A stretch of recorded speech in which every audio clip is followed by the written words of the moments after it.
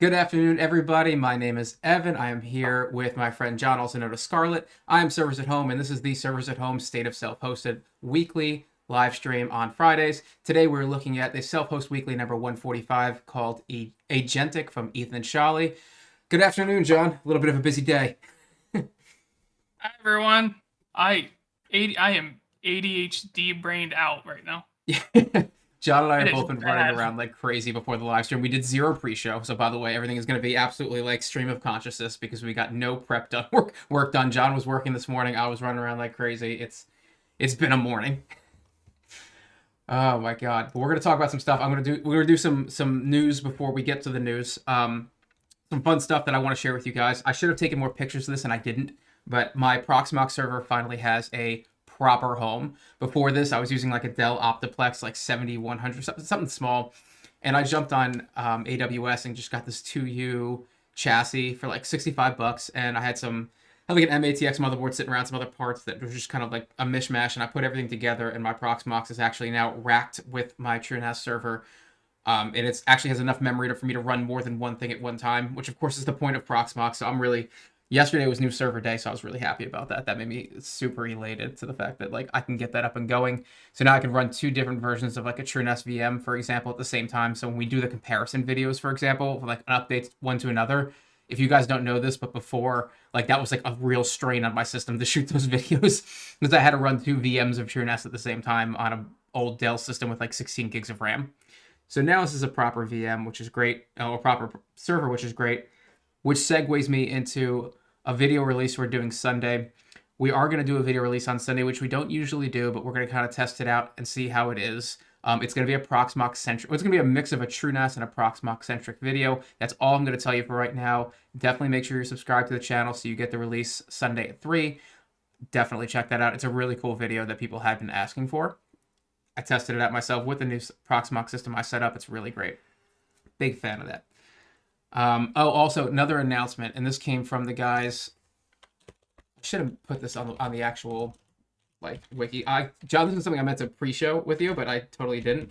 There was an official announcement for everybody that's out there running Profiler. I'm gonna open up the page in the wiki right now. Right now, we're running what's called the latest tag. So when you look at the Docker That compose, that wasn't official. That was from a secondary source. no, so the people at Dictionary also pushed it on their Discord today. Oh, Yeah, so the dictionary project actually themselves are like, hey, so this is made by somebody. So let me back up.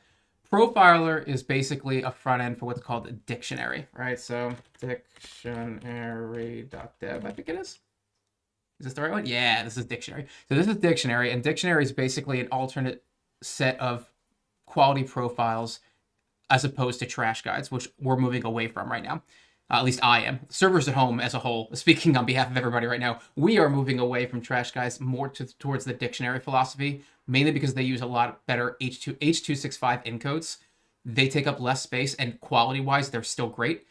Trash, the philosophy there is not to use 265 at all. So if you use trash guides, you're going to be using a lot of H.264, which is fine, but it does take up a bunch more hard drive space. So John and I talked about this a bunch. I think, John, you've converted everything to 264, right? yeah, 265. So Yeah. they do trash does 265, but they do it only for 4K content. Yeah, they don't like it for 1080p or for anime for that So matter. so you're not saving any. You're technically like quality to storage, like you're saving performance, but you're not saving it that much compared to what it would be if you just did 265 1080p. So Yeah. So that's they what. that's why. That's basically why they Yeah. changed. So Dictionary is just a project that has to do with a quality profile set. But to get these quality profiles into Radar and Sonar, a person that's on this team called Santiago says, hey, which is this guy right here. He's the one that actually builds Profiler. Profiler is the tool that syncs the dictionary repo into Radar and Sonar. So that's how all the pieces fit together. Santiago says, hey, is actually on vacation for a while, and there's a problem, at least a known caching issue with Profiler. So the dictionary team themselves has come out and said, hey, Santiago says, hey, he's on vacation. We know there's a problem. It's not going to get fixed in what we call the latest tag, which is this part right here. So go ahead and change this to beta. I may actually make this change on the wiki for a short time. It's only for a short time. He's going to come in and they're going to keep pushing updates and we can all go back to the latest tag. But somebody brought this up because they were on my GitHub and posted an issue with my repo and said, hey, the anime profile isn't working right. It's not syncing this correctly. And they were right. There was an issue with that. So I reached out to a bunch of guys that worked this whole configuration, and they were like, and basically told me, if you switch this to beta, it fixes the issue. I had the person who made the complaint switch to beta. It did indeed fix the issue. And then like a day later, the dictionary team came out from their official GitHub and said, switch to beta until Santiago says, hey, comes back. So if anyone is running Profiler right now and you're running into some weird issues, go ahead and change your Docker Compose from the latest tag to beta, which means you literally just delete the word latest and type in beta here and then click redeploy in your Dockage or click start. And it'll pull the beta image and then you'll be on beta. There's no breaking changes. There's no big differences other than it's fixed up an issue that's already known. When we can go back to latest, I'll make another announcement. John, I was thinking about actually making an announcement on our Discord, like on the main announcement channel to do this, but the problem with doing that is how much, because of the thing that we're doing, if we change it like now, how much more issues are we causing for ourselves in the future rather than the short term? Yeah, only one person. You know what I'm saying? Oh, I totally get it. Only one person complains. So that's why I haven't done anything quote unquote official yet. And the only reason I'm even bringing it up is because the dictionary guys got on their Discord and said something. And it's mind you, again, it's just temporary. It's not a permanent fix. Yeah, but for the people that we are teaching to need to switch to so let's say we put it on the wiki. So now all those people that did the thing that we're telling them to do today, we're going to have to ask them, like, we're going to have to somehow reach all of these people and tell them, like, hey, by the way, get off beta and go to the latest. Yeah, I know. I think we should leave it as a latest, to be honest with you. Yeah, I was thinking about just maybe putting like a little like call out box here. And I don't even know, but like maybe you could put a hashtag, like a comment in here. Comment? Yeah. I can think about that too. So you might want to give the listener some context of what you're talking about, because you just keep seeing the things we're going to do. We're releasing a video today. We are indeed. If you want to know what it is, stick to the end of the stream. Yep, we'll talk about that later. But anyway, that's my news for the beginning of the segment that I meant to pre-show with John. John's got some news today too. A bunch of other stuff has happened that's not listed in the self-hosted weekly newsletter. So John, take it away. Some big boy drops. Do you wanna pull up Steam? Valve hardware. Yeah, let's talk about that. So I'm sure everyone knows, even if you're not a gamer, this is pretty big. I'd say make an announcement on the Discord and not edit the wiki since it's short-term issue, to be honest. Yeah, I think the comment might fix that, Tom. And I do agree the announcement could also fix that as well. I think we'll do the announcement on the Discord, and I think a comment.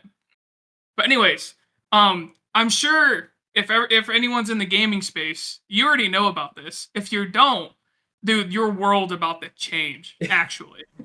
Actually. If you don't know who Steam is, it's Valve, and they created the Steam Deck. It is the best Linux handheld system that's out there. Best handheld system, period, I think. That's debatable by a lot of people. Okay. But it's the most revolutionary handheld that is out there for sure. First, just not just because it's Linux, but it's also how repairable it is. And so Valve has upped this to a new controller, and they upped this to a new computer, basically, like a console, and then a new VR headset. So the biggest thing, in my opinion, is the headset, and that's because the headset is running an ARM chip. So, if no one knows what Proton is, it's a compatibility layer for porting games from Windows to Linux. And so Valve has helped contribute to that significantly. And that has just helped a bunch of users get on Linux. And now they're going to be, I think it's called FXE, something like that. And they're going to be doing they're going to be helping contribute to another compatibility layer for x86 based systems to ARM. So you're going to be able to play x86 games, maybe even programs because of the compatibility layer, to just get it on ARM. So you might be getting like a Linux ARM system in like sometime in like the near 5 years or so because of just how crazy like they've done with Proton. It's wild.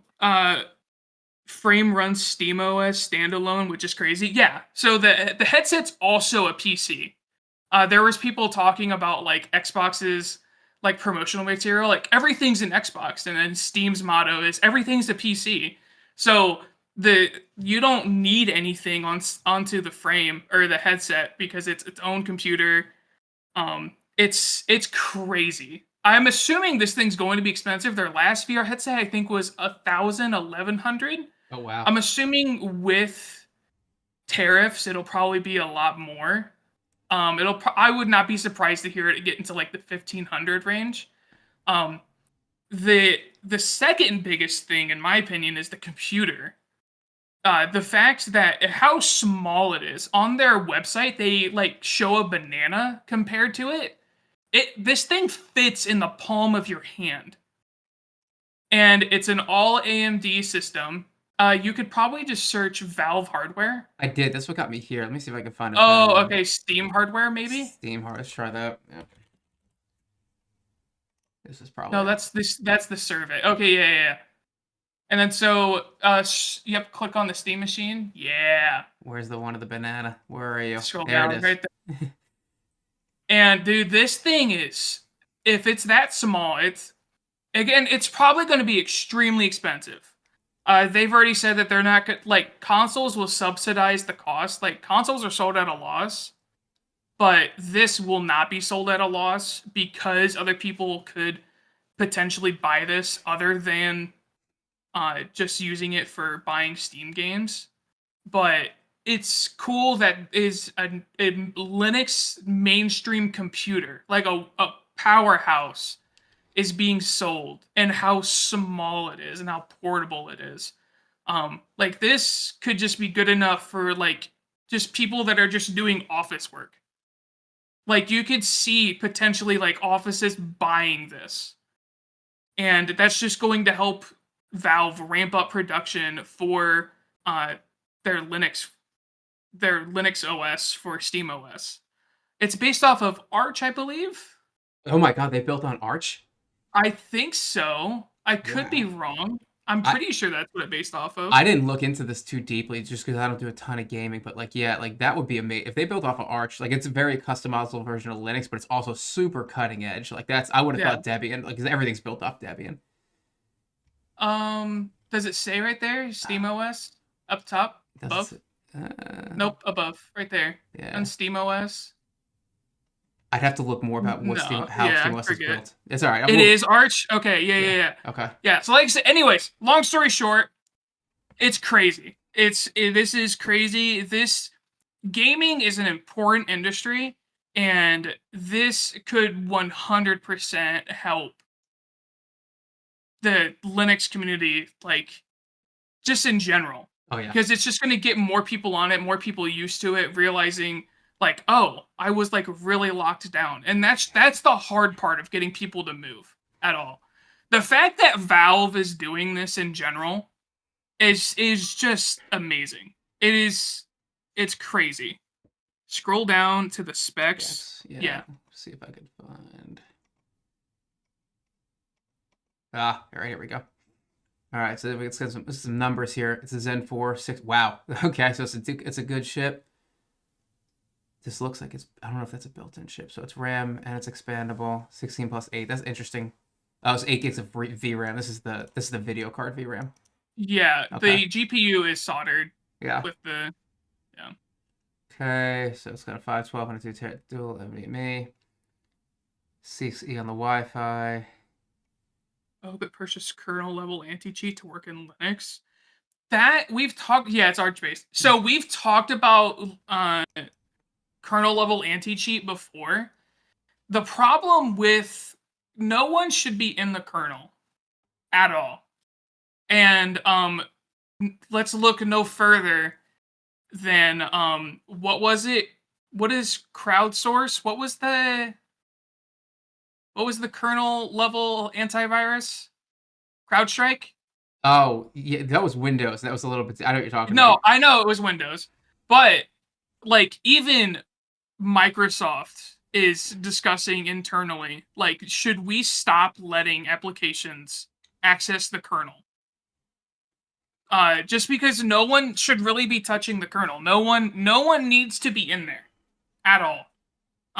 So yeah, I don't know. We'll see. Because cheaters are going to cheat no matter what. So, like, you messing with the kernel and then that potentially getting compromised is probably not a good idea.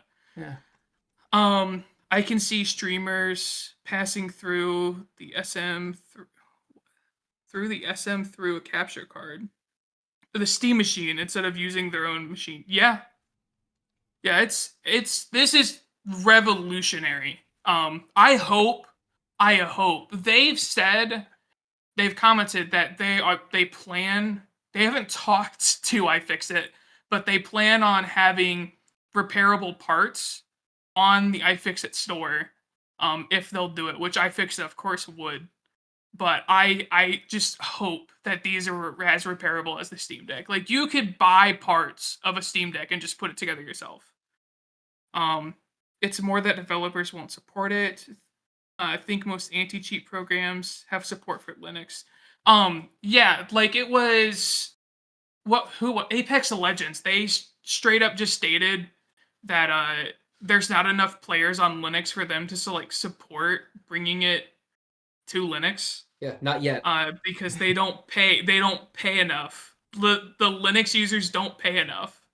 So there might be enough users, but because everyone's so much smarter on Linux, which you have to be a little smart to be on there, like computer savvy. So I'm glad for your enthusiasm, most are, but there's a few people out there pronouncing it DOA to have a hot take or something. I don't know.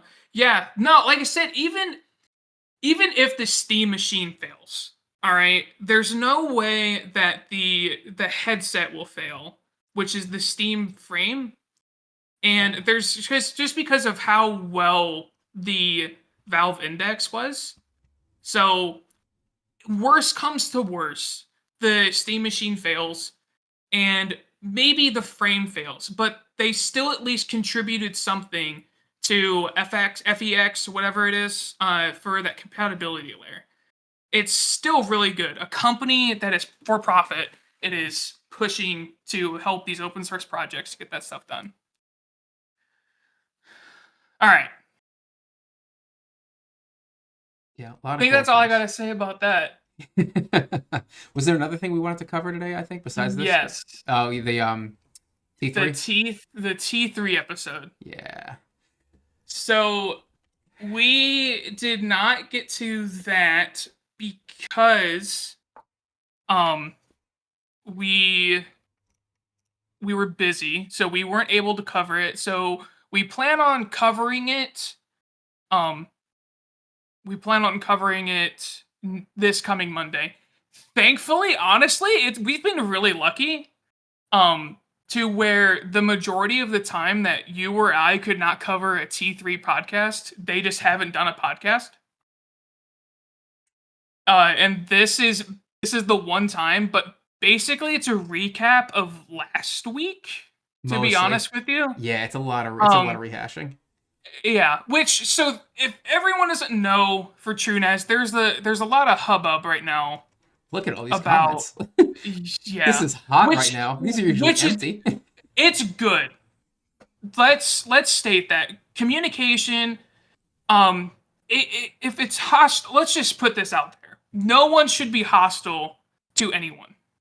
All right, or it's not. IX is not doing anything malicious to you, so there's no reason to be malicious to them. Let's just put that out there. All right, that's a fact that you don't need to do that. Don't be jerks to them. Don't be mean. All right. They're giving you something great, so give them something good in return. That's feedback. That's valid feedback. Don't just say you don't like something just because you don't like something. Tell them why you don't like it, what you would prefer, something like that. Give valid feedback. So, so in the episode, they discuss the smart controversy, and right now, if no one knows, in the latest version, smart has been taken off of the dashboard. I was against it, and then I heard Chris's take on it, and it's basically it gives so many false positives and false negatives that it's so inconsistent that they would rather just give you a notification with ZFS. And I agree with him. And they had mentioned there was a viewer comment or question about maybe like an option that you can add so that you can see them in the UI. And I agree with that. I think because they also mentioned like notification fatigue. And to be honest with you, I have it. I straight up I had so many notifications about my pool when I knew my pool was fine. And I would just had so many notifications, so I just never looked at them. And that is a dangerous thing, but taking something away from people is not a resolution. I think changing it to a toggle setting that people could enable if they wanted to, or maybe even put it in like the advanced settings. Something is better than nothing, to be honest with you.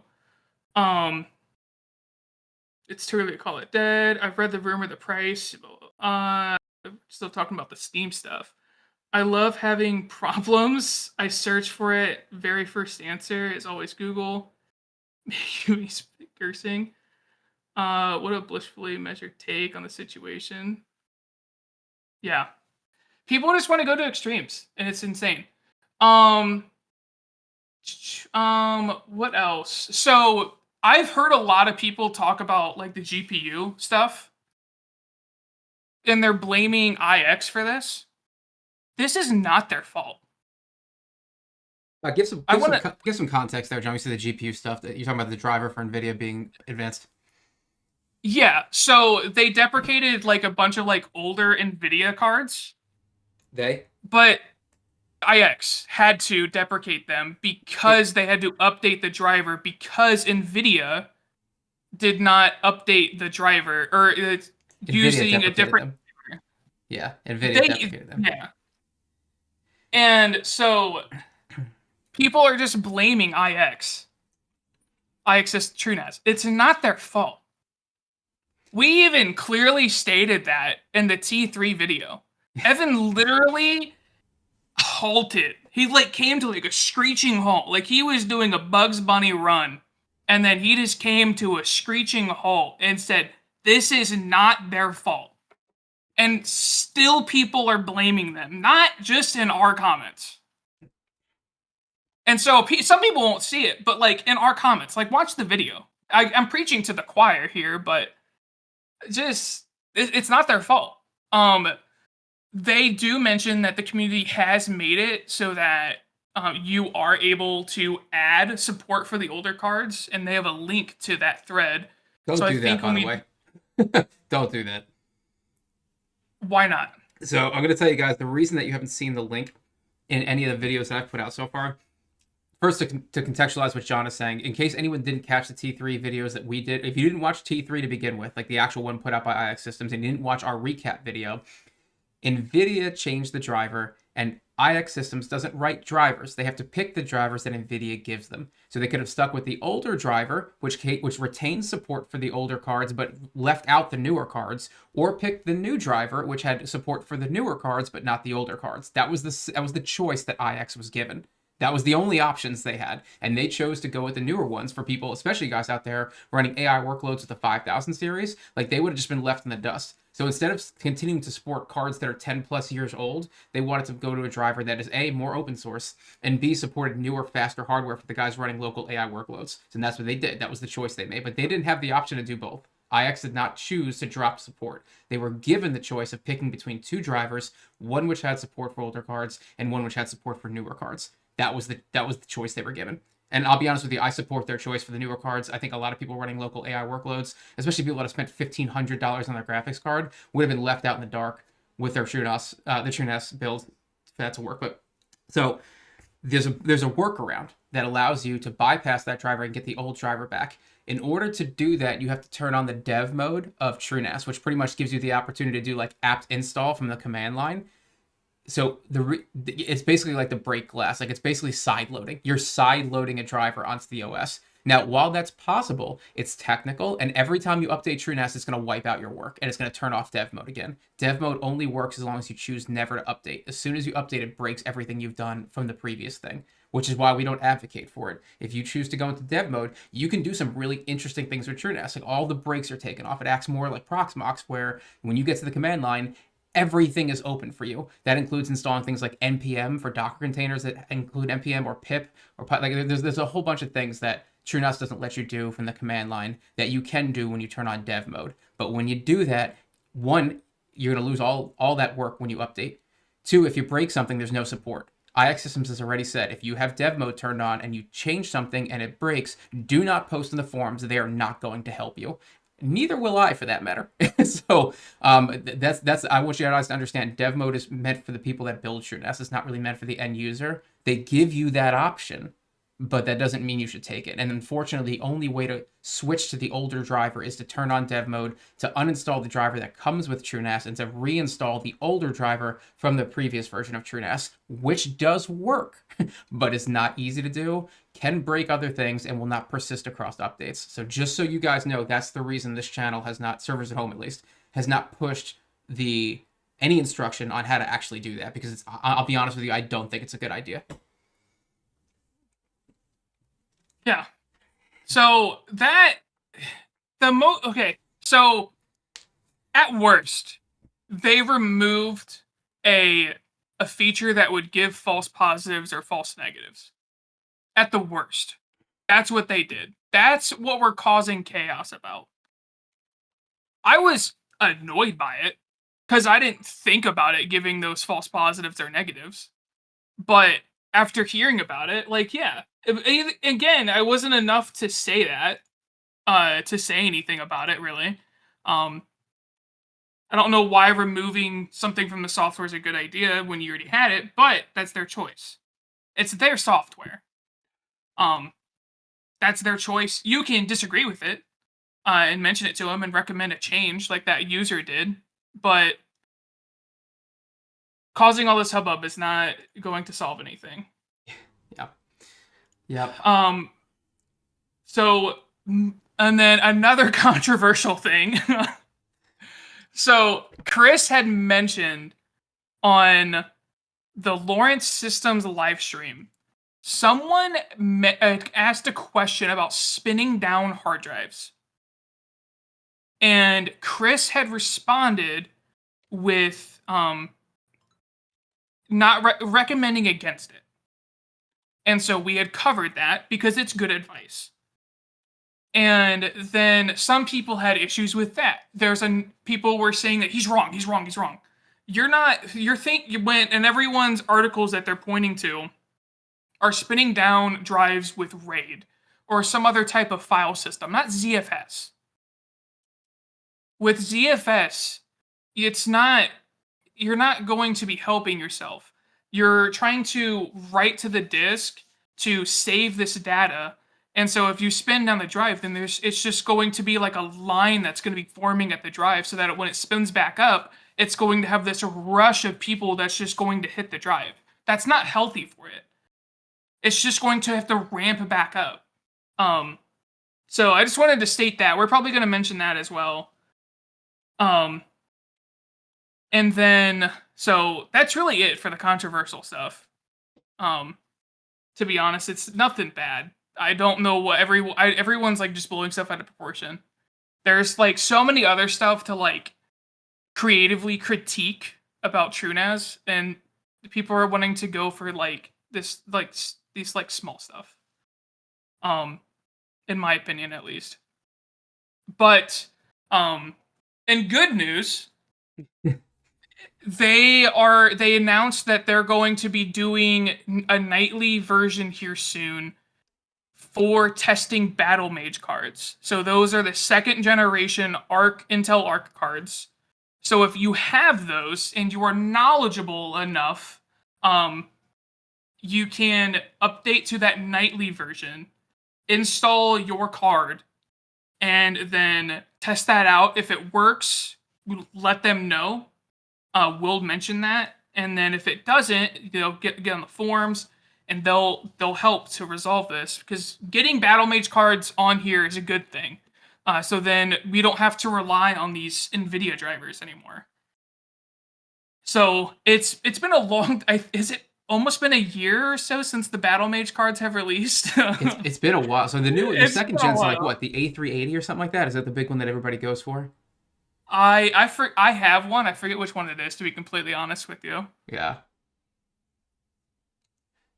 There's always people complaining about something, no matter the product is really stupid. Yes, but there's that. But where there's smoke, there's fire.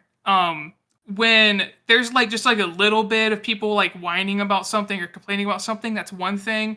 But like when Evan had mentioned about like this forum post, like there's no one. Like, there's barely anyone that talks on these forum posts for the YouTube video. Barely anyone. Yeah, this is a lot. This is a lot. But there's 23 comments is a lot for this. Yeah. And so that's where the problem is. And if there's anything that we can say to help calm people down, we're gonna do our part. Because this is just ridiculous.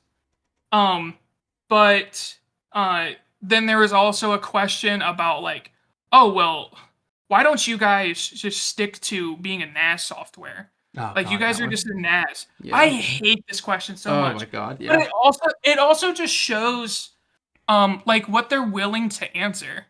Like, I was sure. Like, I did questions on the Tom Lawrence live stream with Chris, and I was sure some of my questions were going to get answered. All of them did. I was really surprised. And they don't have to ask this question on their YouTube channel. This is basically their company. And their basic answer was, you don't have to do anything. And they came up with an analogy of, just because you have a smartphone doesn't mean you have to download apps to it. You could still use your phone just to make phone calls. And that's true. I never thought of it like that. And that's true. Just because you have everything else, that doesn't mean that they can't work on that stuff. Also, they got to stay competitive. If they're a business, they're a company, they got to stay competitive. They need to do this stuff. Like, just think. And they're not harming anything for the NAS side of things. The NAS software is just great. Like, there's barely any issues with that as it goes. Like, there's some things on the UI side that could be better, but that's about it. So just telling them to like, hey, stop updating. Like, don't worry about that stuff. Like, no, that's just silly. And then do you really want to bring back the environment where everyone was scrambling after, what was it, VirtualBox? Where everyone did the big move to Proxmox? Who was it? Who was the big VM host before? I'm trying to think. It wasn't VirtualBox. It was. I forget. Some of the comments is gonna get me. God, it was an enterprise. It was enterprise class virtual machines, Yeah, and then it basically was. went completely like they changed the way Yeah. they did things, and everybody had to pretty much abandon ship. Yeah, because they got bought out. Yeah, so then everybody went to, a lot of people went to Proxmox, some people went to some other Yeah. places, like XCPNG. But yeah, there was a big one out there that was oh God, and I totally forget what it is. I'm gonna have to Google it. But either way, yeah, that was a big deal. You don't want VMware. I think it was VMware. It was VMware. Yeah. Good call. Thank you, Tom. Yeah, you don't want something like that to happen again. Telling a company like, hey, don't get into this space because Proxmox is the best is stupid. Yeah. I'll put it that way. It's not a good idea. It's not, you can't say stuff like that because that's just stifling innovation. Competition, even if it's against open source projects, is a good thing because people learn stuff. Proxmox might see something TrueNAS does and innovate on that. TrueNAS might do the same thing in any other project. Like, Evan and I joke about, like, there's so many Kanban boards, there's so many notes taking apps. I say joke, but, like, there really are. But some of those could bring some competition, something new to the space that no one else is going to. I don't, like I said, yeah, I think TrueNAS is great and the fact that they're being open with all this stuff and that they're communicating with us. They don't have to do this. They are using us because we're the users, we're the beta testers, we're the unpaid beta testers, and they're making money off of us. But they are listening to us and they're hearing us out and they're answering our questions. They don't have to do this. They don't. So, yeah, I don't know. Like I said, that's why I love TrueNAS so much. I love what IX does. Yeah, it's. I don't think we think about this enough too. If TrueNAS, if TrueNAS as a product didn't exist, I'm not sure what we would do. Like, you'd have to run a hodgepodge of things to get what TrueNAS gets, and I don't think people realize that. Like, to get, I don't know any other straight up just NAS functionality software out there. I don't even. You'd have to build that functionality and a lot of that like automation into something else. And I'm not even sure what that something else would be. Probably just a whole bunch of scripts you would run on Debian running TrueNAS. And I mean, it's Debian running ZFS. I don't even know. So it makes our lives a lot easier. I don't think people realize just how core of a functionality TrueNAS provides and how amazing it is that they choose to provide not just that core functionality, but hey, also containers, also Docker, also virtualization. Like that's, Yeah. they don't have, there's no reason to do it. They don't have to. They're doing one thing so well. They've already cornered the market on network attached storage. Why go anywhere? But they choose to anyway. And I'm really grateful because everybody out there, it's like, oh, I only have one server. Guess what? TrueNAS is as close as you're going to get to an all-in-one operating system, hypervisor type 1. Like there is no, Proxmox does not even come close to what TrueNAS does when it comes to the safety of your data. And to make it do that requires a lot of manual tweaking. And it's just not, it's not fun to do that on Proxmox. And I've done it and it's not easy. I don't like it. I'd rather much use TrueNAS by far. Yeah. Yeah, there was a person who I was assisting and they were having issues with TrueNAS. Like every like Windows user like I did, I came in and I did stuff with spaces, I did capital letters, and it was awful. And so they had like no data, so I said like the best recommendation, because there were so many things just messed with. I said just reinstall because they learned a lot. But so instead of just reinstalling TrueNAS, they installed with Proxmox, and that's what they're using as their NAS system. It's just Proxmox. I was like, oh yeah, that is not a good idea. Bold, yeah, I wouldn't do that. Yeah, but that's for them to learn, and they'll realize that that's why TrueNAS is where it is. Yeah, yeah. It's just there's a lot of things out there that was missing the TrueNAS did, but that was, yeah. For everybody out there complaining, that's the thing. All right, should we get to the newsletter, Yes. John? I think that was everything. Yeah, it was. All right. Never interrupt your enemy while making a mistake. Love that quote by Napoleon. But I love this first paragraph. I'm just talking about AWS and Azure outages and GitHub officially unofficially pausing future development to move into Azure.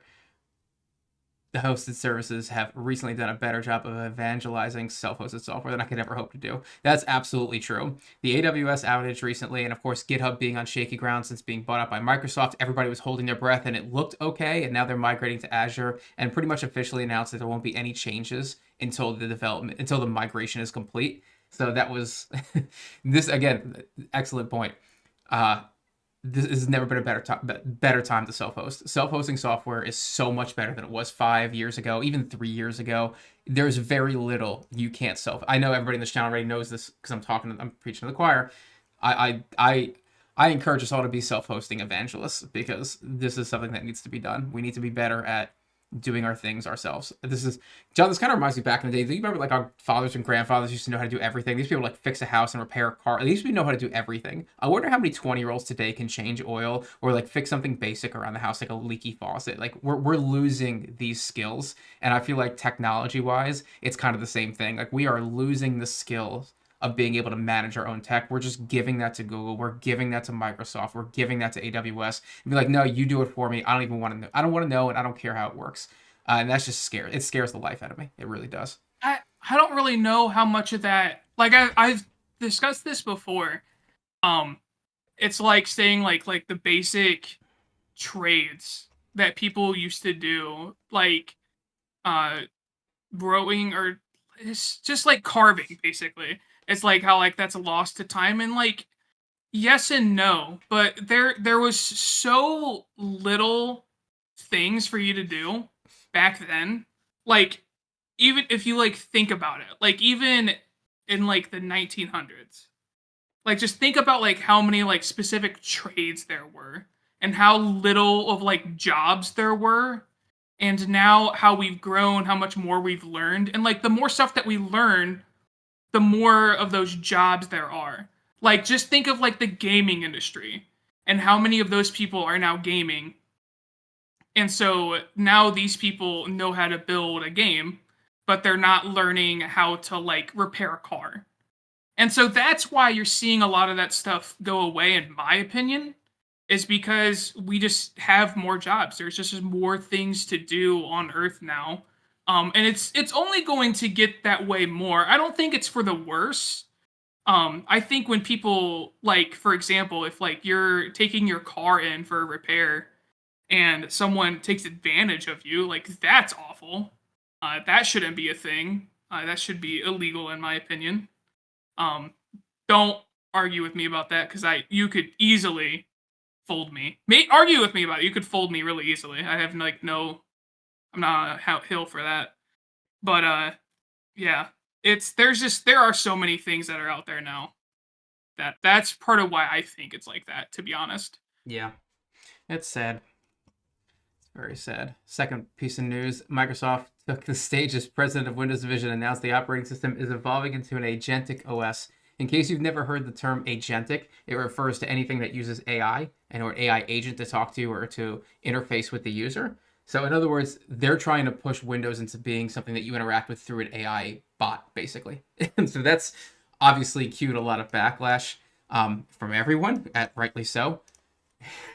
I love the next sentence. Despite Bill Gates' recent warnings that we may be experiencing an AI bubble, companies will never learn that we'd rather spend 30 hours neglecting our families over the weekend to perfect our NixOS configs versus having an LLM do everything for us. Again, I'm so scared about the second part being more the case lately, where maybe on this channel, we're the first part of that sentence, but I feel like most of society is like, I'm just gonna plug into ChatGPT and just do what it tells me. And I'm like, we're heading for disaster, people. Don't be that person. Learn. Yeah, I said this last week. It's my wife is back in school, and the teacher is just blatantly just using AI. It was like we took elite or her like thread that she had posted, and we copied that, and then we copied what my wife's email to her was asking about it, like further clarification, and it spat out like the exact same word for word email that she sent my wife back. Word for word. Terrifying. I was just like, my gosh. My jeez. Yeah. But yeah. Yeah, terrible. This was a big deal for me. I know most people on this call are probably iOS Apple people. I am not. I'm an Android person. And again, being more of a Linux guy, I feel like I kind of lean more towards Android for that reason. I have a Pixel 9 and I absolutely love it. There's a big discussion lately about Google trying to go more like Apple, where if you were going to push something to the Google App Store, what they call the Play Store, you were going to have a whole bunch of like basic hoops to jump through that don't really exist, and then they were going to kill side loading completely. So basically they're going to make it harder to get apps on the App Store, and they're going to stop all the users on Android from side loading anything. And side loading is like the reason I am on Android. It's amazing. Apple users have no idea what I'm talking about, but long story short, if somebody makes an app that for whatever reason can't go to the store. And if you don't know this, I've actually done this, like pushed apps to an app store before. It is a nightmare of a process. Like, it is so horrible, the process that exists on both Apple and Google to push an app to the app store. Because of that, I love the fact that I can sideload, which pretty much just means I can get a .apk file from somebody's like GitHub and just put it on my phone, and it works like a regular app, because it is a regular app. I don't have to go through a store. And alternately, I have a lot of stores. There's like at least 3 or 4 reputable stores besides the Google Play Store that work on Android. Anyway, so not to rehash too much of that going on, but Google's basically caving. They've already announced that they are going to allow and continue to allow sideloading, even though they're going to make the App Store more restrictive. We don't know what it looks like yet for anyone out there using Android and Google phones, or just Android in general. But if you're on an Android phone, just know that, and you haven't heard this news yet, Google has caved. They said that they are going to allow sideloading, but we're not sure what that's going to look like yet. But the good news is they have now told us that that's going to be possible, whereas before they were like, nope, we're killing it. They're kind of bringing it back. So I'm excited, because I was terrified that my phone was going to end up being like whoever just said Graphene OS and yeah, tricky. So Lemons, I actually should have mentioned this. There was recently a YouTube video about Graphene OS. If anyone doesn't know what Graphene OS is, if you have an Android phone, you don't have to run Android like the operating system on the phone. There's like 3 other good operating systems, at least 3, that you can run on Android phones that are just better than the stock Android system in most cases. Graphene is the one that's most security conscious. Did you see this video, John, that Linus switched to Graphene for like a month? Did you see that? Yeah, I saw it. Yeah, that was actually... So I watched that video because I've been contemplating making that jump. The only reason I didn't is for 2 reasons. One is banking software, certain bank software, not all of it. And 2, Android Auto. That's the only reason I haven't done it yet. I will tell you that even though you can think what you will about Linus Tech Tapes and his videos, I thought the Graphene OS video was actually quite good. I thought it was a very approachable and honest video about what Graphene OS is, what it's like for a non-Linux person who is just who's IT savvy. Don't get me wrong. I mean, Linus is not an idiot. He's a pretty smart dude, but not a Linux guy. Yeah. I'm joking. I'm joking.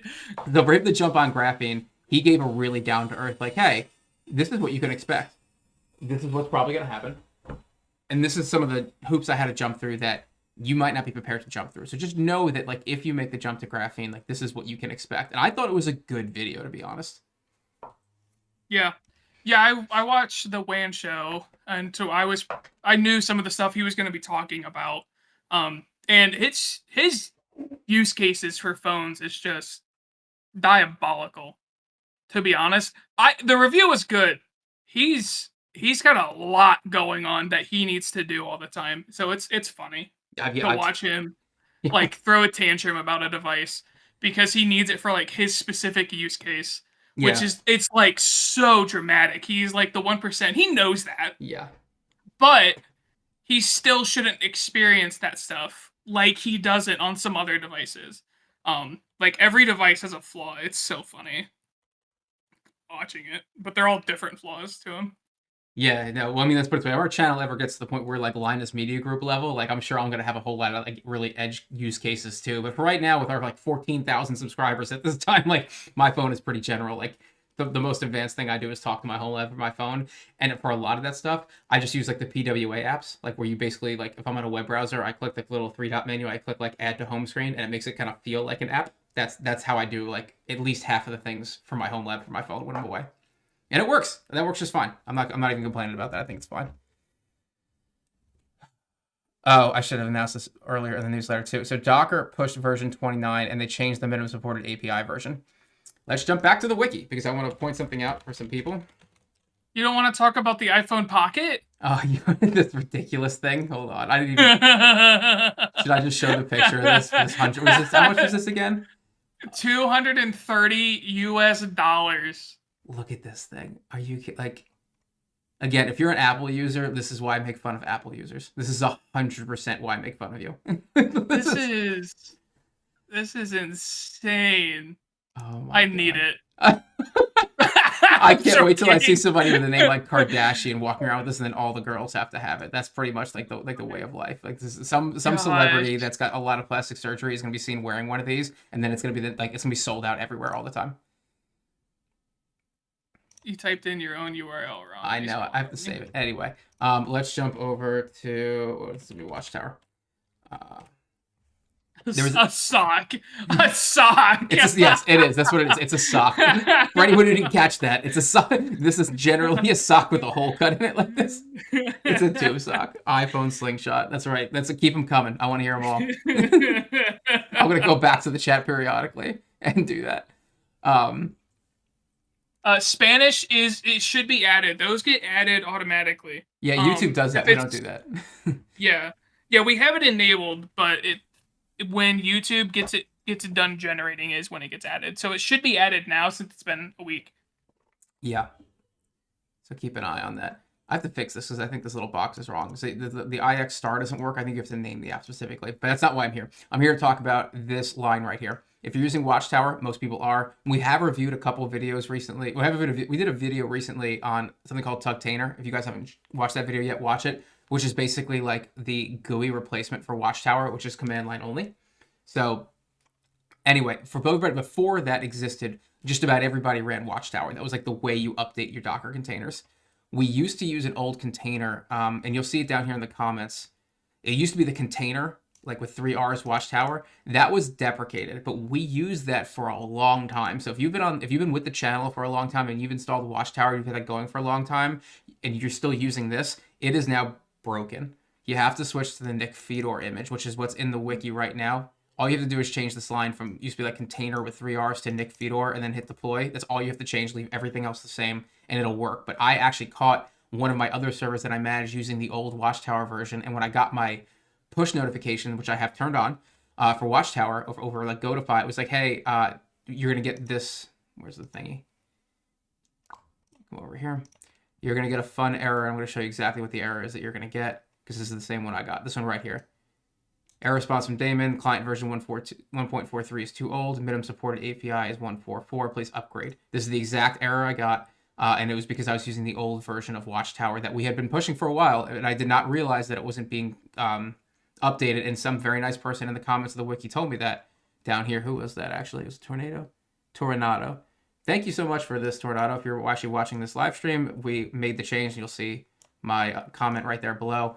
So now if you use this from the wiki, it works totally fine. If you're using the old one, just change the image to the Nick Fedor image and everything works perfectly fine. But be aware that if you're one of those people who like woke up one day and it was like, why aren't my updates working, or how come it says I have a new version, but it's not updating to a new version, that's probably why, because Docker updated to Engine 29, changed their API, and if you're using the old version of Watchtower, that's now broken. So I think what Evan meant to say was if you find out that your Watchtower version's broken, just remove that compose and just switch to Tugtainer. I think that's what he meant to say, but I mean, I'm more than sure. We're going to talk about that actually, because there's another container down below that actually looks really cool. It's also very much like Tugtainer, so that might be a thing that I was going to get to that later, John. But yeah, Tugtainer is actually very cool. Go watch the video. It totally works. I actually like it a lot. Works with all types of push notifications. Go watch the video. I talk all about it. It's really cool. All right. Material for MKDocs. So MKDocs is a very famous documentation site. They released something called Zensicle.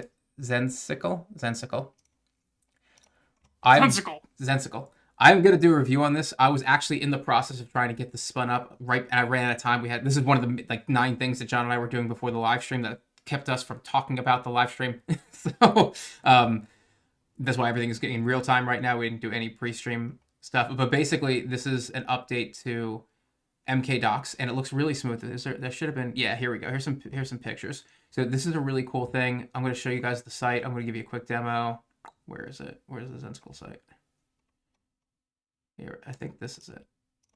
Yeah, this is what the documentation looks like. So when you click Get Started, this is Zensicle. This what you're looking at right now is actually hosted on Zensicle. So you get this cool left sidebar. You get these tabs across the top. And then every single time I click a new tab, I get a new sidebar. So you can see here, this is a really pretty documentation site. We get the right side things. So we can jump down to the page. Really nice. I like this a lot.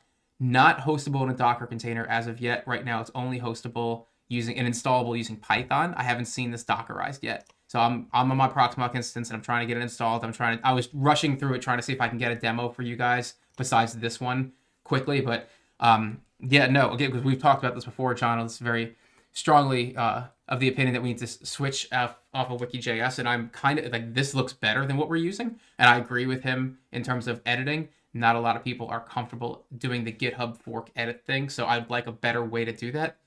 This might be an answer. This might be a way forward. We're gonna see. This is very early on, but this has got a lot of promise. So I saw this, I got very excited. It's not an opinion, but by the way, it's not an opinion. I will mute you. It's a fact. You're gonna be muted. For anyone who also, speaking of wiki stuff, if you go to this message and you want to help with the wiki, you want to help maintain the wiki for any new or old applications that we're going to add to the wiki, if you want to help us out, that message, you can go apply to get the role for wiki contributor or wiki dev, so you can help us out with building the wiki to maintain it, because it's becoming a lot for us, to be honest with you. Oh, dude, the wiki is crazy now. I think we have like 150 pages or something like that. It got to the point, guys, where it's like even building buttons to the navigation is getting ridiculous. Like, that's why if you look at all the later videos, I just say, hey, go to the search bar and type this in. We're at the point now where like even just categorizing everything is becoming a problem. Like, we are covering a lot of ground right now. So yeah. Yep. This looks really cool though. Like, if I get this working later, John, we'll talk, because this is going to be something that I would love to start like kind of playing with, if it's even possible. Yeah. This looks really fun. Anyway, I can click around this all day. Zensicle. This is one of the things that came up top. Thank you, Ethan, for pointing this out. Without Ethan's work, I would never know this kind of stuff even exists, because this is way too much to keep up with. But because of him, I get really cool updates like this, and we might end up changing the whole wiki. Who knows? Really great. Actually, speaking of the speaking of the Ethan thing, we might need to do something more to state that we're not the creators of self-host for our top 10s. This is my first time bringing it up to Evan, but I've had multiple people like saying, "Hey, thanks for like hosting self-host." Like, no, I'm not. I'm not. Have less to do with this. Yeah. This is all Ethan. Dude, he's doing this by himself. Yeah, and that's why we supported him. Yeah. So, yeah, that's something we might want to do more in our videos. Should we say that at the beginning, like, hey, by the way, this is coming from the self-host, but we're not self-hosts? Yeah. Yeah, I think we might want to like pull. Like, I wonder, does he have a profile of himself? I think he does. He has it on his name. Yeah. So what we could do is we could like click on his name to bring up his profile and say, hey, this is made by just this guy. Yeah, we'll do that. Yeah, we should do that. How is the? I'm gonna look at the last. I haven't looked at the last top 10 video. I'm gonna look at it right now. Look at the content. I'm wondering how it's doing. Where are we at? We're at 13,000. We're at 13,000. So I mean, it's doing quite well. Better than the last two I think we've done for October. The best Docker apps video we just dropped. Yeah. And it's still on a pretty good upward slope. Guys. Yeah. Thank you guys. Thank you guys for that. Absolutely. Okay. KeePassXC, popular open source password manager. This was a very big password manager for people who didn't want to do Bitwarden, and before Vault Warden, when that whole thing was going on. KeePassXC was like one of the first ones I started using before I started self-hosting. They publicly addressed their decision to incorporate generative AI into their development process. We're going to cover a little bit of AI and development processes later because of another app that's being developed with AI, but this is, again, a lot of people have strong opinions about having generative AI be a part of software development. We're gonna get to that a little bit later.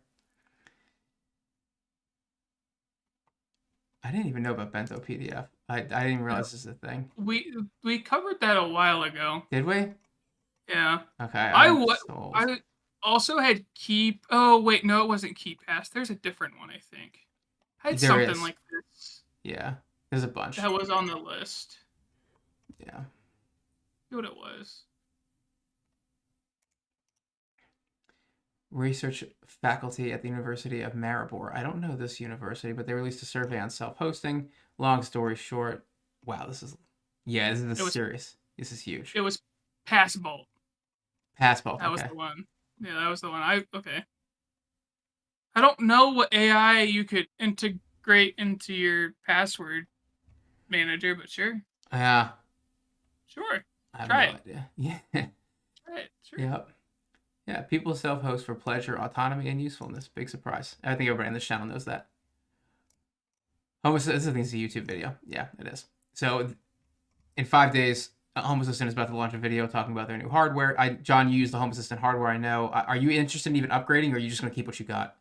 I'm pretty sure this is just going to be a hub. I don't think it's going to be anything else. Okay. This is an it looks like the antenna that they've released before that was a hub. I'm pretty sure that's what it was, but I forget. So yeah, this is probably just like a miniaturized version of it, or like a cheaper version, if not the same one. I haven't kept up with it. Yeah. We'll see what happens How in would 5 days. AI help KeyPass? AI. Just AI. All you need to know, bro. It's instant investment. All right. I feel like this is like the do you watch Family Guy at all? No, I watch South Park. I just watch South Park and Smiling Friends. Okay. I'm an South Park intellectual individual. Yeah, no, South Park is actually quite interesting. There's a funny one. It's in Family Guy when like Lois Griffin runs for like city mayor or something like that, and she's running against Adam West, and pretty much like the dog goes to her. It's like, hey, all undecided voters are pretty much just idiots. Just use like keywords. And she just goes like, she starts saying like things like, fight terrorism, 9/11. Cut taxes, and like she like wins with a landslide. I feel like that's like that's everybody's thing. That like 3 years ago it was like, oh, we're integrating blockchain into what we're doing, and now it's like we have AI and everything, and I'm like, oh Jesus, like this is like everybody just uses that word like it's like it's a preposition, like it's not even it's just a part of speech that just gets rolled into the sentence. Like it's crazy. Auto login to post on your X account, and it posts your passwords. All of them. And like it does a Wordle game. That's what the AI is. It does a Wordle game for your passwords to help you memorize them. Super safe. It's a very safe password match. I shouldn't say it's not. I want you to make something clear. KeyPass XE has got great security, but like again, that's why people are like, why even bring in AI? But anyway. Lastly, so they're getting with DB. So this is happening. We didn't talk to Ethan about this, but of course he's jumping in with DB Tech next Saturday. It's gonna be the Saturday right before. Is this before Thanksgiving? This is the Saturday before Thanksgiving, I think. Yeah. To talk about the results of the survey that he does every year. So are we gonna do something for that, John? We haven't even talked about that yet. I think we should probably do that. It should release Friday, and so we'll go over it Friday. Yeah. Okay. Will you be here next week? Yeah, I'm here Friday, and then I fly out. Okay. I fly out this Saturday, actually. So when he's live streaming, I won't even be here. But yeah, I'm gone that whole week. I'm gone the whole week of. I'm gone this Saturday to the following Saturday. Yeah, we'll cover it. I'm pretty sure it'll come out Friday. Yeah, we got to shoot a whole bunch of video for like the Thanksgiving week too, like pre-shoot, because either they're just not gonna release anything. This might be a quiet week. We'll see. Anyway, all right, let's jump into the newswire. We've covered a bunch of stuff already. This was the interesting thing for me. Incus is actually releasing its own operating system. Everybody knows the word Incus here. It's like a curse word in the IX community now, because they used to be the middleware it still is, that powers the LXCs. It wasn't supposed to be anymore. It got put in, and then it was supposed to get ripped out in like literally back-to-back versions. And what Chris said on the Linux the Lawrence Systems live stream was that he thinks that Incus is still the middleware. And I was like, that's interesting, because Goldeye was supposed to go to libvirt. And I know at least I'm 99% sure that the virtual machines are libvirt, so why the containers aren't, I don't know. But that's why so long story short, people, that's why that red experimental label is still on the LXC tab, or the instances tab, because Incus is still running it. So Incus has its own operating system now with ZFS. So if you're interested in like Incus and you really liked it and you're upset that Incus was removed from TrueNAS, you could just run your own Incus OS now and just do everything like that. So that's a thing. We forgot to mention, I posted DB's YouTube channel in the chat. Go ahead and check him out if you haven't. Yeah, he's good. He's good. He's got a lot of stuff that we cover too as well. I used to watch his channel. I still do watch his channel a lot. Some of his releases are really good. Some of the container C spotlights are really good.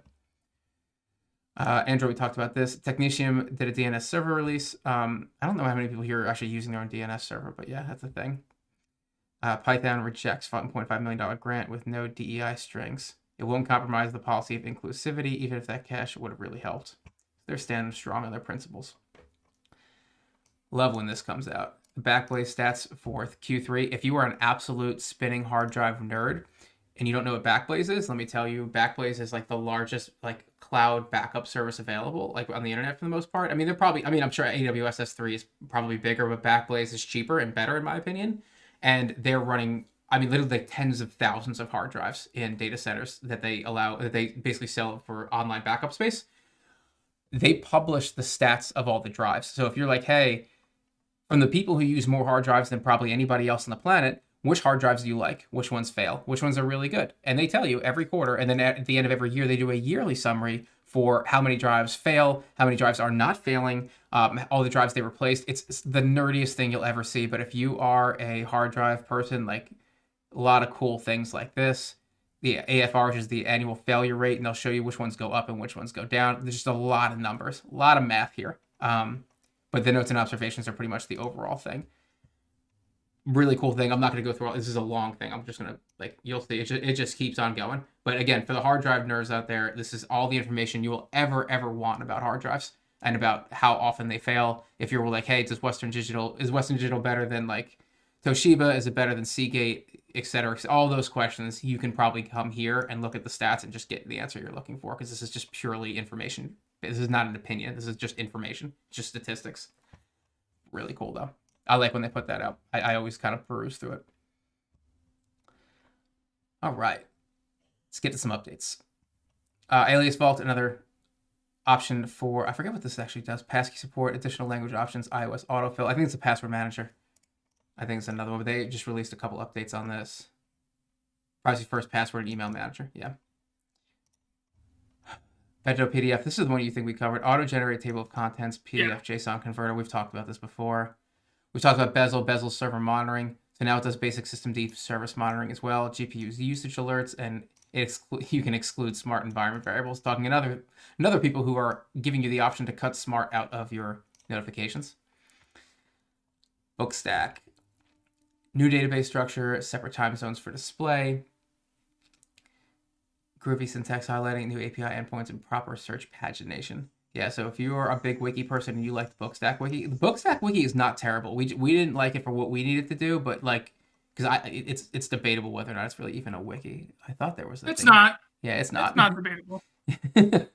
Yeah, anyway. I'm going to show you Bookstack. We've done this before. We've looked at this. But either way, it's yeah, like here's like a good idea. This is what it looks like. So it's a clean look, but it's not like, this is not what we decided, like we thought really a wiki was. But anyway, it got some cool updates. So if you're on Bookstack, you got 2511, and it's got some cool stuff here. Cron Master. We reviewed this container. This is actually a really cool container for people that are using this on like a Linux-based LXC or Linux operating systems. Not TrueNAS. TrueNAS has got its own version of this, but for those people who don't have TrueNAS on the front end, this will work on any Linux system to run cron jobs. So they've updated they've made mandatory access passwords. They've deprecated some variables. They've done OIDC login and a couple other things like live UI updates. So I'm glad to see this is a continuing project. This is a nice project, and I'm always happy to see they keep putting in the work. Agent Focus 1.4 project management redesigned interface. Redesigned interface, huh? Every time anyone says that, I'm like, let me see it. This I could be wrong. That looks the same. Yeah, this also looks a lot like Trello. Like this looks like a pretty good copy of Trello. I think that's an insult. This looks better than Trello. You think so? That's an insult to say that. Okay. This is actually kind of nice. They did a good job. Yeah. Okay. All right. Easy bookkeeping, OIDC support. So if you guys are using accounting software, this one for easy bookkeeping just got OIDC support. And in case, again, you don't know OIDC, this is the ability to log in with something like Google or GitHub instead of creating your own username and password specific for this app.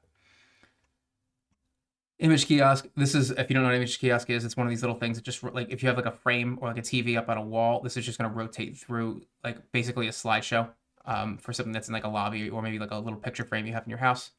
This has got an update for URL builder for creating URLs and redirects via the web interface. That's pretty cool. More accounting software. InVio version 1.8 redesigned invoice editor with inline custom creation. All right, if you tell me you have a UI update, I'm going to call you out on it. But of course, let me see if I can get images here. Hmm. Live demo.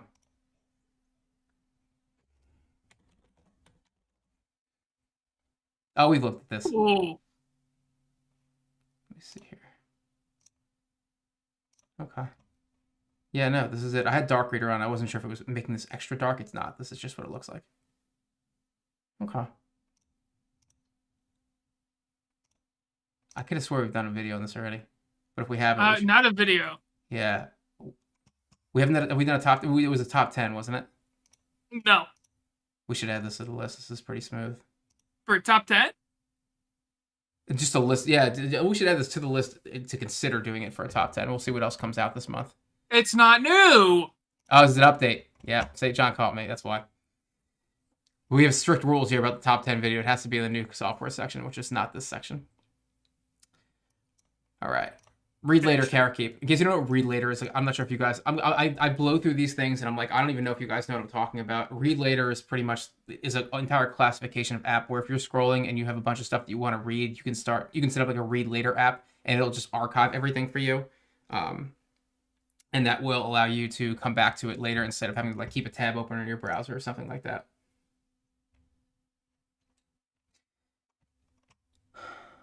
My Bibliotheca, reading software, database overall. And look up Goodreads, foundational social features. I'm not going to click that, but yeah, that's, oh, no, it's just a tracker. I think this acts as like its own version of Goodreads. Yeah, and bulk import from Goodreads CSV. In case you don't know what Goodreads is, for people that... No one reads out there. That's what John always tells me. No one reads. Evan, stop talking about people reading. Goodreads is like a website that allows you to track which books you've read this year, and they kind of gamify it. You can share your reads with others. So like my wife and some of her girlfriends like put the books on there that they've read already and the progress of the books that they're in, and she can see what they're reading and they can see what she's reading, and that's how they kind of be like social with it. That's what Goodreads is. This is the self-hosted version of Goodreads. Passball, you just mentioned this before, John. This is the other one that was out there. Couple updates here. Yeah. Secrets history is disabled by default. Remove users from groups. Attention required filter and import report. PDF ding. Signature functionality for signed PDFs. System-based dark mode. That's cool. Anyone that does dark mode always makes me happy. Plausible. Web analytics. New dynamic, more configurable tracing snippet script. New interactive optional event property. Updated dark theme. Plausible. I'm not sure if I know you, Plausible. Web analytics. I mean, it does look nice. I do like this. How difficult are you? So Umami just did a big update too, and I saw you guys covered that in last week's, but I use Umami, and I was one of the people that got updated, so I was happy to see that. But I'm always kind of on the lookout to see if anything else out there is a decent alternative, and this looks all right. This looks all right. Here's a live demo of our stats. This is nice.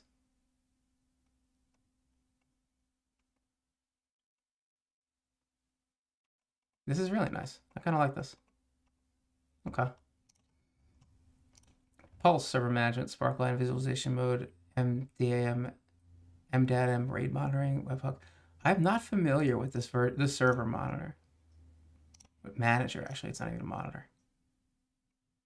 Real-time monitoring for Proxmox V, Proxmox PBS, Docker infrastructure alerts of websites. Okay. Demo. I'm liking what I'm seeing already. This looks like we're cranking this too high. Yep, there we go. Wow, this is a lot of UI right here. This is very visual. I mean, it's clean, but it's just so much data. I guess it's just the demo is like running at just a ton of things. Storage, location, alerts. This is kind of clean. How many hosts are they running here? Okay. Yeah, this is really cool. What's their Docker containers look like? This is actually kind of interesting for a front end. If I'm running a lot of Docker containers across a lot of different servers, like to just enable that for every single server, and I could see all that in one single UI. This is not terrible. This is not terrible at all. How hard are you to... Every time I see something like this, I'm like, all right, cool. Like, how hard is this to actually deploy? Because this looks kind of complicated. It's a scripted install. Okay. We'll come back and look at that later. Rally 4.5 support for password-based login, update user section strategy for event polls. I don't know what this is, but polls, events, profile. All right, so this is just. Is that all it does? It's just polls? Maybe. Okay. I'll take a look at that later. One-click tracking. So this is a location basic. A lot of we've been talking about these location apps a lot, the personal, like private location tracking things. That's come up a bunch of times recently, I feel like, on the newsletter. We already just got an update to 2.4 for one-click tracking app configuration, unified magic menu, sorting options for memories, and elevation data collection. ROM, this is the big one. Support for alternative box art, task status page, multi-threaded library scanning, manually edit metadata. A lot of people on this channel, I think, are running ROM. Okay. No breaking changes, which is cool. Oh, that's interesting the way they changed it like that. The 2D to the 3D boxes. I don't know which one I like more. I think I like the 2D more. Wow. Okay. This is a bunch of things. This is definitely a lot of changes for ROM. Look at how this is just this one thing. It keeps on going. They pushed a lot. Yeah. Wow. That was a big change for ROM. For everybody out there running ROM, definitely let me know. Statistics for Strava. Everybody's using. John, I think you were the one who asked me the other week what Strava even was. Yeah, number one workout app for like people out there. New config and update options. I don't think not many people run the self-hosted version of this because Strava is mostly free, but this is nice that it kind of does what it does. That you get the option to pull your stats out. Subscription tracker, enhanced email notifications, subscription logs, table sorting, iCal export, and uncloud. That's a submissive tracker. Easy there. Deploy apps from the source code. What is uncloud? I don't know what uncloud is. It's not even on a 1.0 yet, but I know a lot of people have strong opinions about Nextcloud. Oh, this is a TUI. It's another one of these like terminal kind of like interface things. Okay, not a GUI, a TUI. Is it? Or is it just the compose.yaml?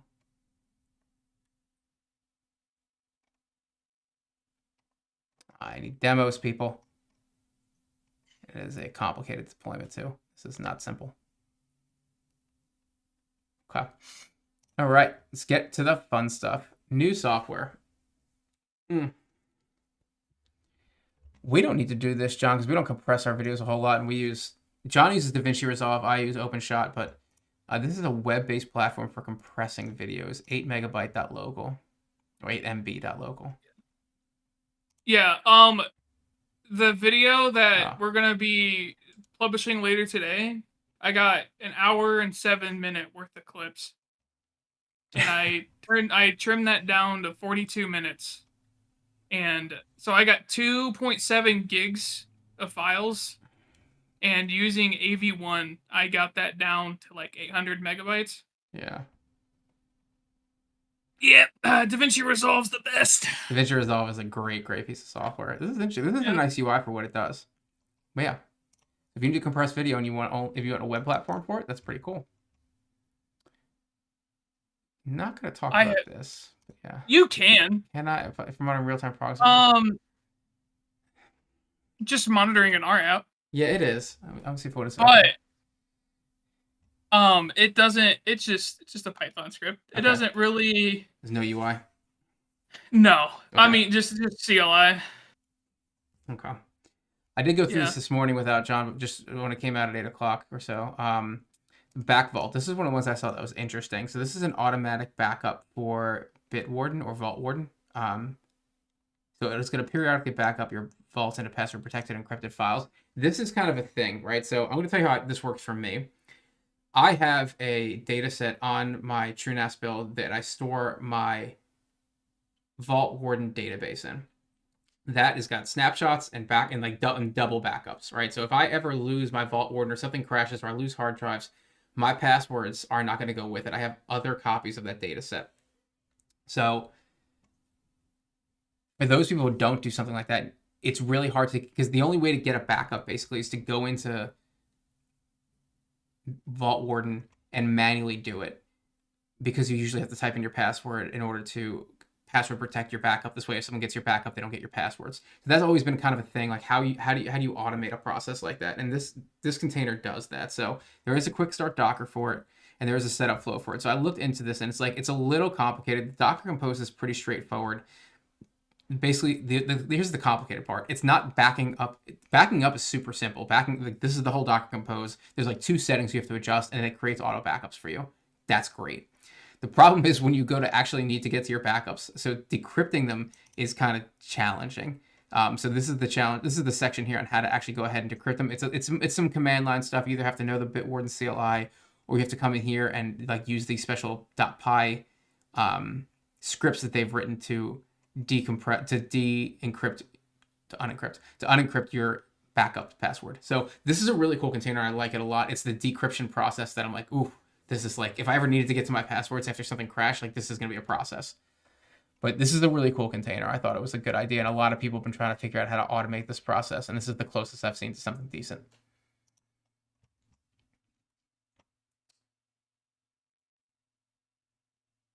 Yeah.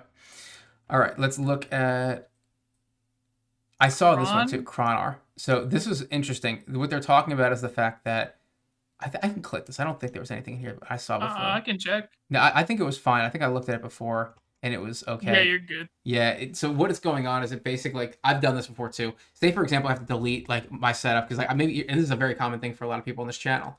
You set everything up, and then you realize what you did was wrong because you learned a lot more, and you have to go remove it and add everything back again. When you do that, everything has the same timestamp on it from when it was imported, so it doesn't. You can't see a chronology of how your stuff is been evolving over a lot. Unencrypt. Yeah, thanks, Tom. Tom's English is Tom's second language too, and he's crushing me at it. That makes me feel good.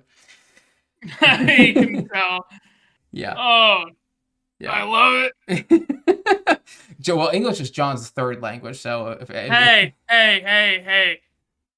You guys should thank me because there were some definite issues that I caught in the video that's coming out today before they went out that everything is correct now, but there was some issues. It was one letter. A couple things. Anyway, how many T's are in qBittorrent, John? Listen, okay? I had an argument with someone that there is 2 T's in qBittorrent, and then they told me, no, there isn't. Look it up, and I looked it up, and they were right. And so then I've been spelling qBittorrent with 1 T, and then I tried correcting Evan to be helpful, and then I was wrong. So I have no idea how that guy confused me, but he did, dude. I got tricked. I got bamboozled. Oh my god. Yeah. So anyway, going away from the English thing, this whole container, just to give you like a one sentence summary, it makes sure that the timestamp of that something is actually imported stays with it. So if you end up doing a mass import later or changing something around, it keeps the timestamps consistent so that you can see the progression of your library over time. That's what this thing. That's one function. That's why it's called Chronar, from like Chronos, which is the Greek word for time. All right, Eclair. Again, we're gonna have. I'm so glad that we're not doing, like, I think like the WAN show when like Linus and all his like co-hosts are in the same room. If you and I were in the same room, we would have to create like a fake drinking game, not one with alcohol, but like one with like orange juice or something. Like every time I saw somebody integrating AI into something, we would just take like a shot of OJ. That'd be we would go through like a gallon of orange juice before we got done, because this is just another thing that building AI into things. Privacy focused AI system for personal data, because we don't have enough of those yet. Check it out.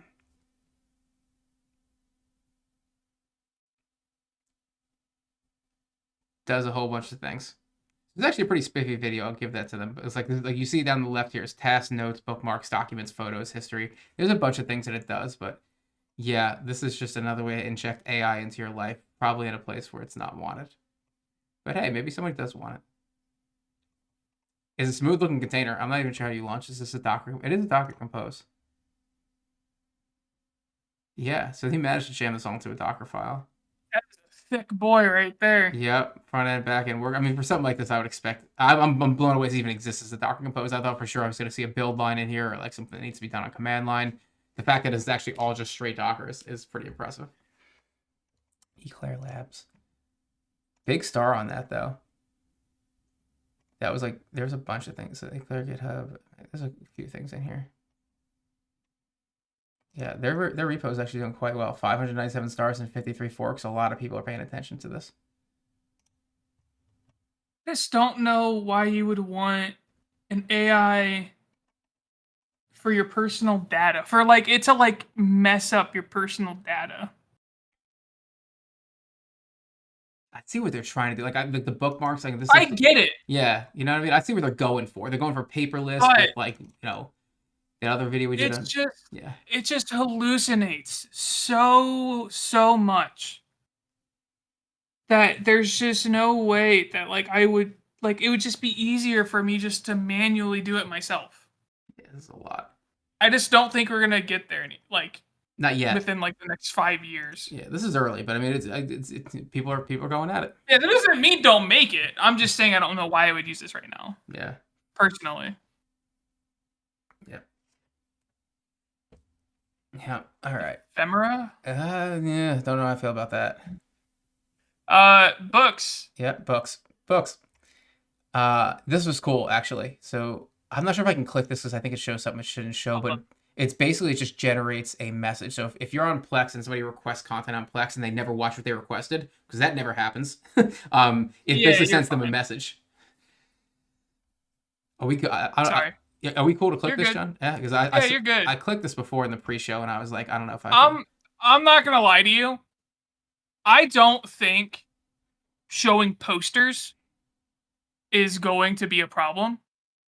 To be completely honest with you, because we've done it before, and we're also how far in the stream are we? Oh, like how far? We're like an hour and a half. Yeah. So I think you're fine. Yeah.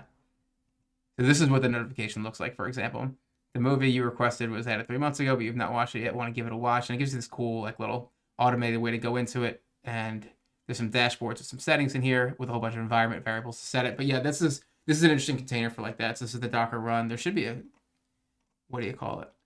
Compose file. But if not, you can always convert the Docker run into a compose through Dockage. Oh, here's the YAML. Yeah, so they I would like. Yeah. Go ahead. So just all the environment variables are here. That's why this is huge, because there's no settings. It's all just right here in the environment variables. Yeah. Yeah. I would like to see Seer do something like this. Yeah. Like the user has like an email linked, and if they request something, or like even like a push notification, like just saying like, hey, you haven't seen this. And that would be nice too, because I have so many people that are just, not seeing the things that they did. Yeah, just taking up hard drive space. That's all they're doing. Yeah. Dude, I only have 70%. I only have 79.5% of my pool left. That's 22 terabytes. I'm running out. John and his petabyte server's running out of space. I'm running out of room, dude. I told John before the show started I was going to make fun of him hardcore, because then I talked about upgrading my Proxmox just to get like 32 gigs of memory. One day we're going to have to, like, John, you have to go to the setup channel of Discord and like post and show people what it is you're working with, because I think everybody already knows you have the HL15, but like I've seen pictures of John's rack. I'm going to put like my rack on the setup thing, because now I just updated it. I should take a picture of my rack and post it on setup, and John, you should take a picture of yours just so you guys can understand like how serious John is about self-hosting. Like, John runs a small data center out of his place. Messy. It's messy. Unify equipment, HL15 drives, like petabytes worth of storage space. John's got it going on over there. He's got a really, I'm super jealous of his setup. Gift flow. It's a lot of white. Everybody be careful with your sensitive eyes. Yeah, so just basically, is this a donation? Let me see here. I'm gonna make this bigger. I'll save showing the setups for a video. How about that? Yeah. Yes, this is Gifster does something like this, but there's a bunch of things like Amazon gift lists. Obviously, there's a whole bunch of different ways to do this, but this is the self-hosted one, so you don't have to share your data. So if you wanted to get a whole bunch of people on a single platform to do gift lists and like to be able to purchase things and market, like this is it's not bad. I can see it looks like somebody's put some work into this. But yeah, if you want to do your own personal like version of Gifster or like Amazon lists, you could do something like that. Homepage light. I wish I had people that I could be like, hey, if we all contribute to this, then we could all just share it. Another homepage. This is not terrible No, looking. No, you're not a no, fan? Nope. Okay. no. John has rejected Dude, it. we're still at the glance looked so cool. I was so happy about the fact that you could edit with YAML. But then there's no integrations. None. I've got to show you. Is he still here? Tech Dad. I think I saw him in the thread. So Tech Dad showed me his version of Glance because he's got it pretty heavily integrated with his Proxmox and his GitHub. Dude, if you could put up a screenshot of that, that would probably be appreciated because he did a lot more with Glance than I did because he's been working with it for like weeks and weeks and weeks. I just did a quick overview for you guys. He's put like some serious time in it. I'm gonna message him real quick and see if he's here. But yeah, I'm gonna say well, at some point we're gonna have to get him to post a picture of his Glance dashboard because I think you'd like that more. He put a lot of time into his compose file, his little YAML. Yeah, I want to be able to integrate my stuff with it. That's what I want. I want customization. I want to integrate my stuff with it. Nothing does it, and I'm upset. Dude, jump on Claude, AI it, make your own. No. That's gonna be the new answer from now on. Anytime someone says it's not out there, go on Claude, get it coding, make your own. No, and we'll talk about why that's a problem. GelR, declarative configuration engine for Jellyfin via API. What does that mean? That's a great question. Let's see if it's open source tool designed to simplify declarative configuration management for Jellyfin media service inspired by Configure's approach to RStack automation. GelR uses Jellyfin's official REST API to safely change. All right, so it's just basically a way to change Jellyfin through the API. The version controls YAML files. Okay, so it just handles the settings for you. Yeah. Okay. I guess if you were like really into like setting this up a whole bunch of times, and you want to save a whole lot of effort and make sure that your settings aren't going to be overwritten by an update, this is something that could work for you. But that's cool. Cool. Web analytics. Privacy focused. Let's take a look. Love web analytics. I'm a huge fan. That's a huge doc. That's a thing. Where's the thing? Here it is. It's a website. This uses the Umami analytics? No, so it integrates with it. You can Umami. import your Umami database. Compatibility. So you keep all your history. You don't have to start from scratch. It looks very similar to Umami, but just a different dashboard. They say it without the bloat. I said I'm such a huge fan of Umami. I haven't seen a reason to leave yet, even though there's a lot of other good options out there like this as well. Haven't really seen a really good reason to jump yet. Yeah, we need to make a video about it. About Umami? Yes, we. I don't know how we don't have one yet. I thought we did. No. Are you sure? Yes, I've looked. Hold on. I'm telling you. Look at you that. owe me a vacation. Look at what?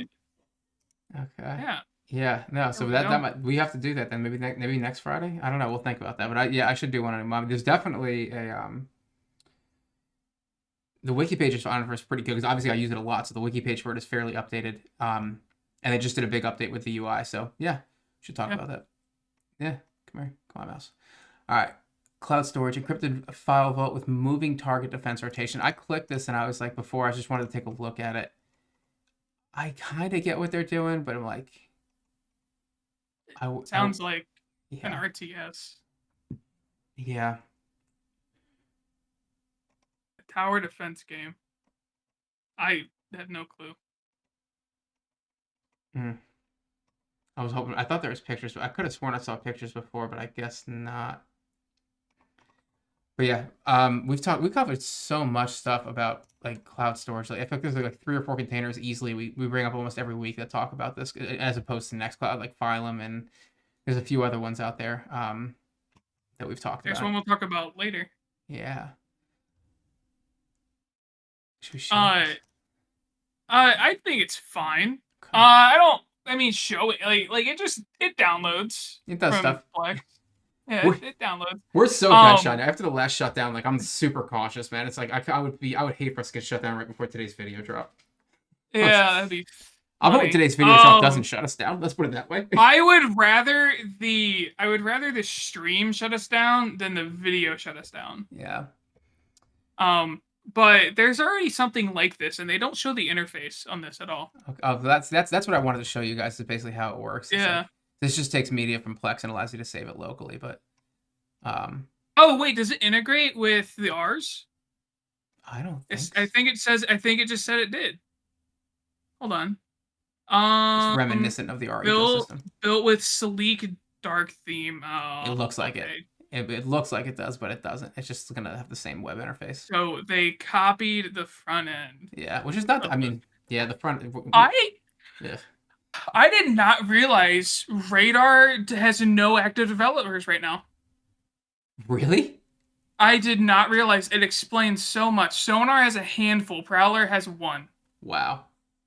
So, for everyone that doesn't know who QUI, you probably can get it through. Just do like QUI GitHub. Yeah. The auto birthing. Yeah. Yeah, and so they have hinted, possibly, that they are going to be doing an interface for Sonar and Radar, and I would assume that it would be an interface that would combine the both of them. So you would have them all under like one instance, like you can do with QUI. You can like connect multiple qubit torrent instances to it. So I'm assuming that that's how it would work. And their UI skills are crazy good. Yeah, this is a great. They update QUI every week basically. It improves it every time. It's so great. They're so responsive. They have a good structure to where they're incentivized to keep working. They have premium, but it's only a one-time payment. It was $10 for the premium, so I did it, and they just did a 50% discount, so you could do it for $5. And they have a private channel for you in Discord, so you can talk to them privately, and stuff like that. So they're getting money so that it incentivizes them to keep going, so that they can do this stuff and blah blah blah. They're so great. Yeah. Autobur was great, and then QUI is just miles better. I've shown this to so many people recently, and they're just like, there's no way it's this good. And it's insanely good. It's insanely good. So this is I like so here's the problem with a lot of the people that are trying to do. We're gonna get to this container in a minute because there's more coming up in the new stuff that we're gonna talk about. But a lot of people are trying to rewrite like Radar and Sonar and like integrate like Prowler. Everybody's trying to do like an all-in-one. Like, hey, we know Radar and Sonar are old. We know they've been around for a long time. We know their interfaces leave a little bit to be desired, but I don't really think they're that bad. But everybody's trying to recode them, and I'm like, you know what? That's super dangerous because the amount of functionality that's built into those containers is actually really high. Like to try to redo that. Yeah, to try to redo that, I'm like, man, like you're really taking on a lot. Like you got to, and of course, if it's one guy doing it, I don't care how good it is, I'll probably never switch to it because like if he stops doing it, my entire thing would come to an end. So I'm like, that makes me feel it's dangerous. But here's what's a great idea. What these people did, what Autobur did with QU is great because qubit I would never trust anybody else with something like that. Like qubit is a very, very complex piece of software that is necessary and has a lot of people working on it and is great. I would never want to migrate from that to something that somebody else built. But, but because the people that built it were smart enough to build in an API, you can now run a side container like QU, which uses the API to interface with Qubit and gives it this huge amount of functionality, this much cleaner interface without messing with the code for Qubit itself. So I know Qubit is safe because I'm still running it. And this is just a front end that's running separately. Like somebody needs to do that with radar and sonar. Like someone can, I don't want to say easily, but somebody should use the radar and sonar APIs, which are very verbose and well developed, and build a container that has both of them on one front end and talks to and uses the API to talk to the radar and sonar backends. So I know I'm getting the like dedicated and tried and tested radar and sonar, but I get a front end that looks like this. That should be the project. Agreed. I'm excited for somebody to try that. If someone's listening to this live stream and you're inspired, like get some money together and get a bunch of dudes and do something like this. Talk to Autobur. If Autobur were to do that, they would sweep through the home lab community. I mean, like on fire. I'll pay for it. Yeah, absolutely. Servers at Home is willing to fund a chunk of that investment. That would make so many people happy. Okay, where we at? So we're getting there. MC server and app, lightweight Minecraft server, watcher, and auto starter based on incoming connections. I thought this was a cool idea to like basically like on the fly. It looks like wake up on LAN, but for like your Minecraft server. I thought that was a really cool idea. Like, yeah, that's interesting. Yeah. Just to like save power if like no one's on. Yeah, just down it, and then if someone tries to connect, it'll spin it up. Like that's a smart idea. I'm actually kind of surprised it doesn't exist or didn't until before this. Yeah. Yeah. This is the container I'm talking about.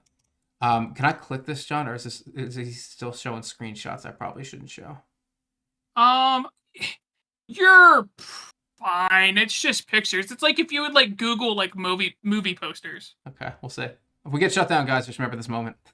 Yeah. Anyway, you'll see. YouTube noticed. Yeah. So this is great. So you see a lot of development here. Everything's 1 day ago, 2 days ago, 3 days ago. This has been a really up-to-date container. Now, there's a lot of talk about this on Reddit. So when I first found out about this, it was on a Reddit thread.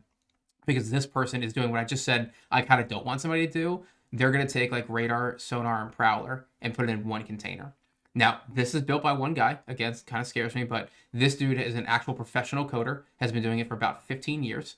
I don't actually know the guy behind it. I'm not going to go to his profile now, but so he's using AI to help him code this faster. So because this has AI coding in the back end, people were like, I'm not touching it. I don't want AI slop. I don't want vibe coding. I want actual things. And you are absolutely welcome to that opinion. The guy responded to that because somebody said that on Reddit in the comments, and the guy responded was like, hey, listen, I want you to know this isn't just regular AI slop. Like, I'm a coder. I review everything that comes out of the AI thing, and I fix stuff that is wrong because I notice that it's not right 100% of the time. Is he a contributor for NixOS? Is he? If he is, that would be a huge deal. I'm looking at his profile right now, and he has NixOS pinned. Go to his profile. Yeah, let's take a look. I went to, it's the contributor. Okay. So go back. Yeah. Go back. And then the person that just contributed at the top there. Top left. Where it says fix. Where it says right fix? Under your mouse. Right under your mouse. Under master. Right there. Yeah. And then click on his profile at the bottom header. The bottom footer. The bottom footer. Of the commit. Gotcha. I was like, why are you telling me this? Okay. That was weird. Here we go. There you go. And then you scroll down. Decade software specialized in architecture. So this is, again, this guy does this for a living.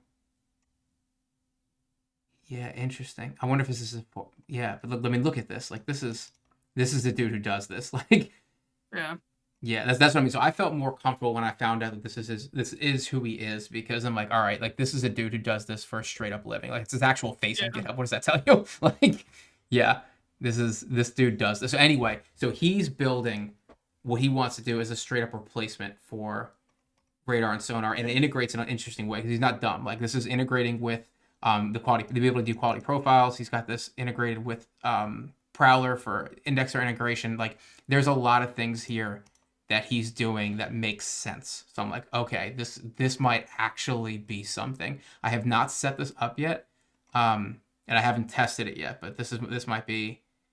There was a big warning saying, hey, this might eat your stuff. Yeah, this is gonna break stuff. Don't do this on a real system. Like if you actually have real collections, like do this in a VM. Yeah.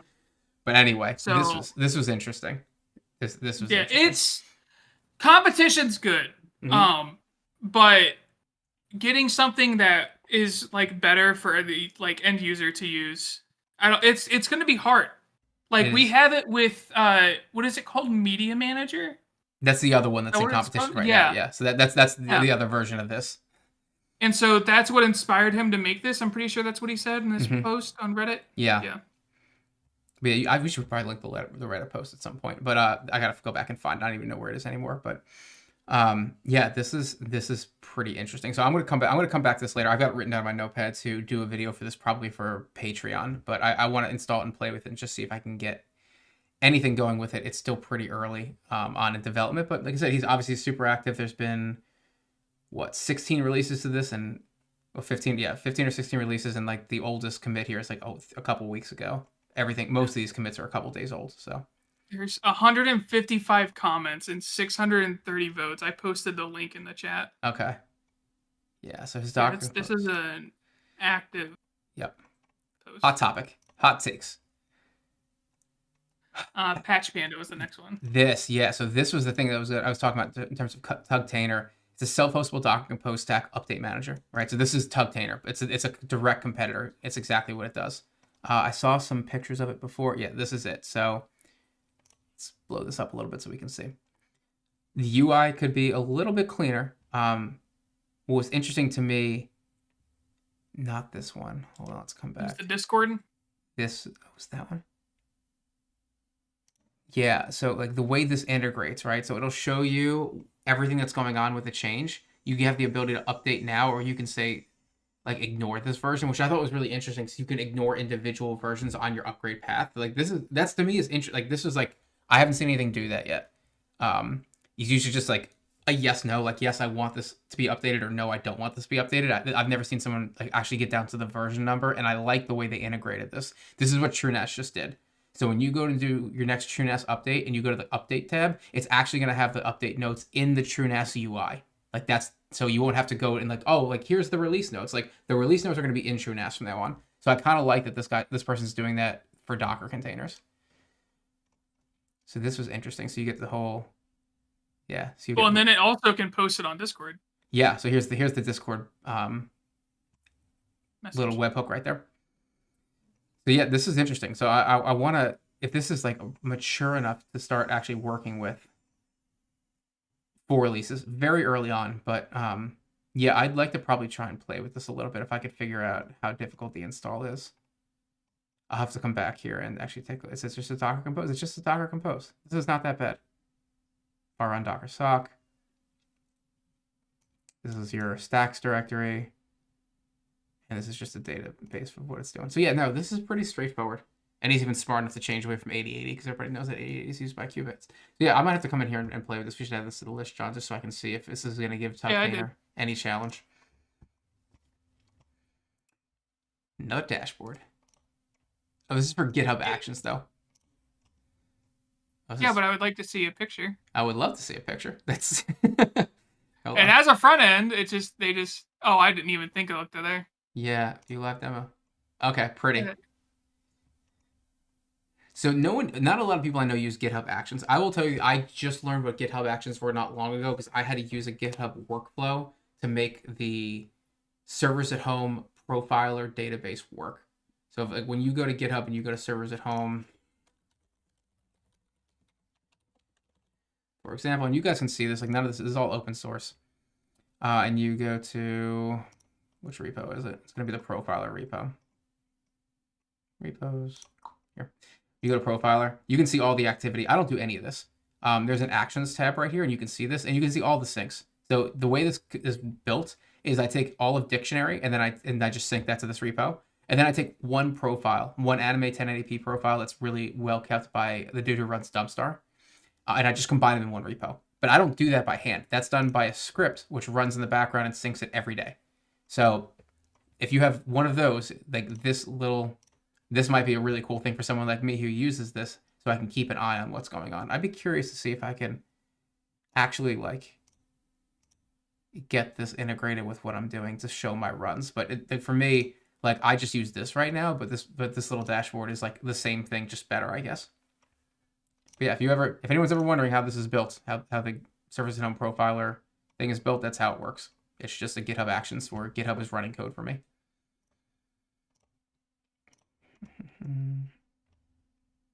portal, public web endpoints for local projects. I don't know what that means.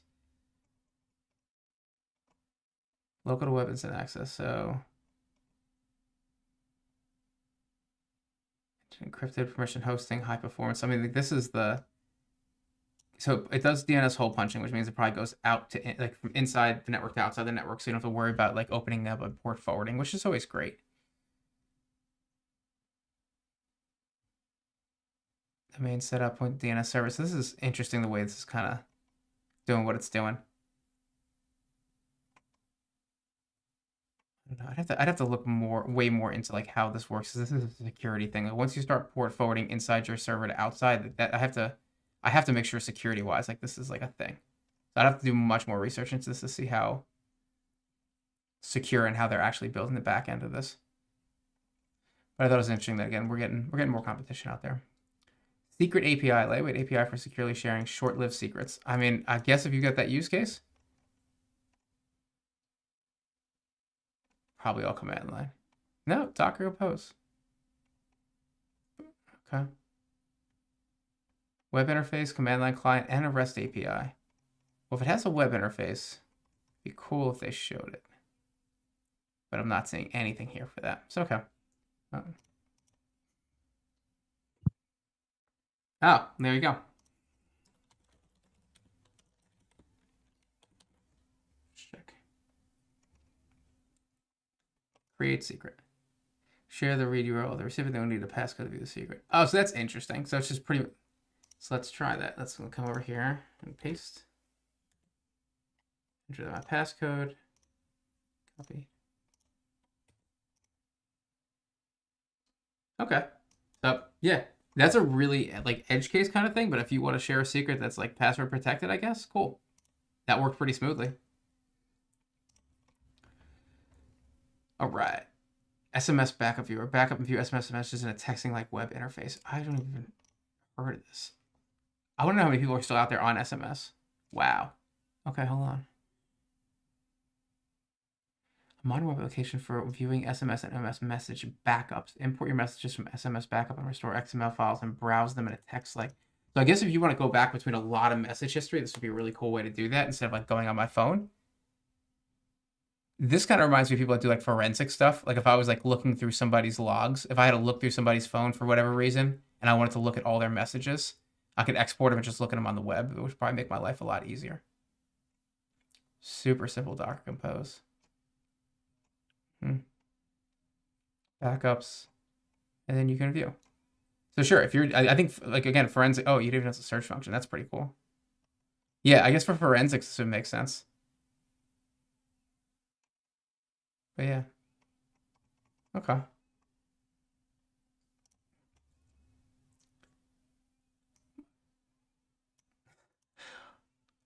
This strikes me, Sound Monitor, as somebody who's like a mad neighbor and was like, I'm going to fix this problem. Monitor, record, and document noise pollution as evidence for local authorities. I'm like, cool. Is this like your neighbor being too loud and you've complained about it before? Let me see. This strikes me as like a pissed off neighbor. Like I had to build this because my neighbor is like doing something way too loud and I needed proof. I want to talk to this contributor. Like, what spurred the idea of this? I'm dying to know why someone would make this. And it looks fairly complicated to install too. So it looks like somebody put some serious time into this. Look at this.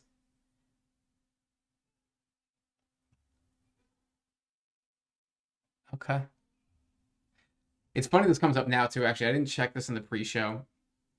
And there's definitely some people outside. Somebody next to me, my next door neighbor, rented a dumpster. And they're clearing out like their garage. We have way too much stuff. And that's like, it's been pretty loud over the past few days. So it's actually kind of funny that I see this now. I'd love to see what my cameras pick up outside my house for this, if this even integrates like that. Selected microphone. I wonder if I could pick a camera.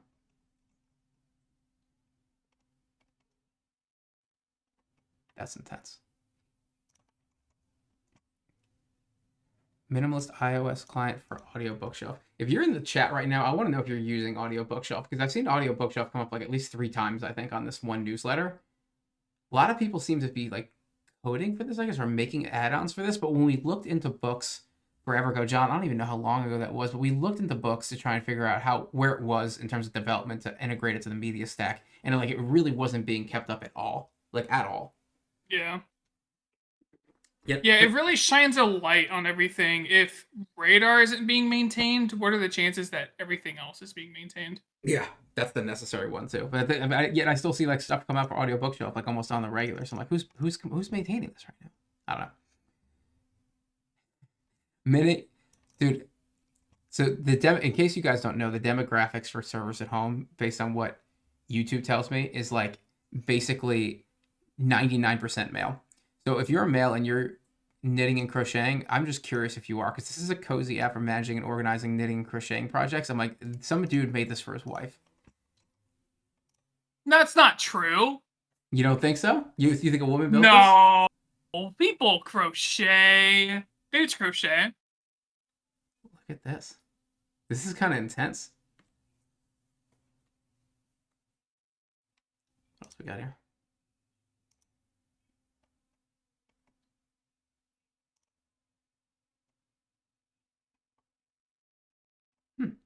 Okay. Crocheting app. All right. Recently discovered Docker CD. Docker Compose continuous deployment. I saw something like this before. If you want to do something like CI/CD for wow, that's huge. CI/CD for Docker containers.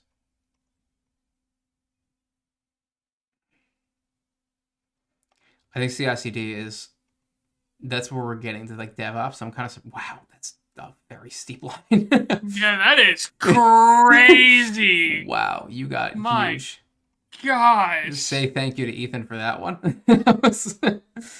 Yeah, interesting. So I know a lot of GitOps people that are very familiar with CI/CD, continuous integration, continuous deployment. But to do that with Docker, I'm kind of surprised that like no one's done that yet, or maybe they haven't, just not done this well, because this dude has obviously tapped into something. It's like someone needs this bad. But yeah, we don't do that here. But if you're into CI/CD and you like the Git model of doing things, like this might be something you might want to look into for your Docker deployments. Domain locker, central hub for tracking domain portfolios. I don't even. John, how many domains do you own? I'm just curious. One. Yeah, I only own like 3, maybe 4. But like that's. I don't even want to own the one. I'm forced. Wow, that's a lot of stuff. That is a crazy dashboard. Yeah, it is. That's a lot of things. Okay, I mean it does a lot of things. Like I guess you're looking at if you're a person that does domain squatting or like buys domains just for the hoping that they're going to increase in value. I guess this is a really interesting way of going at it, especially like the valuation thing down here.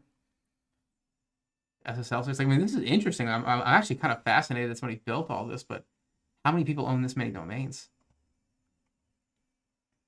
Yeah, I don't know. I didn't even think about like people buying them for potentially resale. That's definitely audio bookshelf. Oh, dude, like yeah, pets.com. it is. Yeah.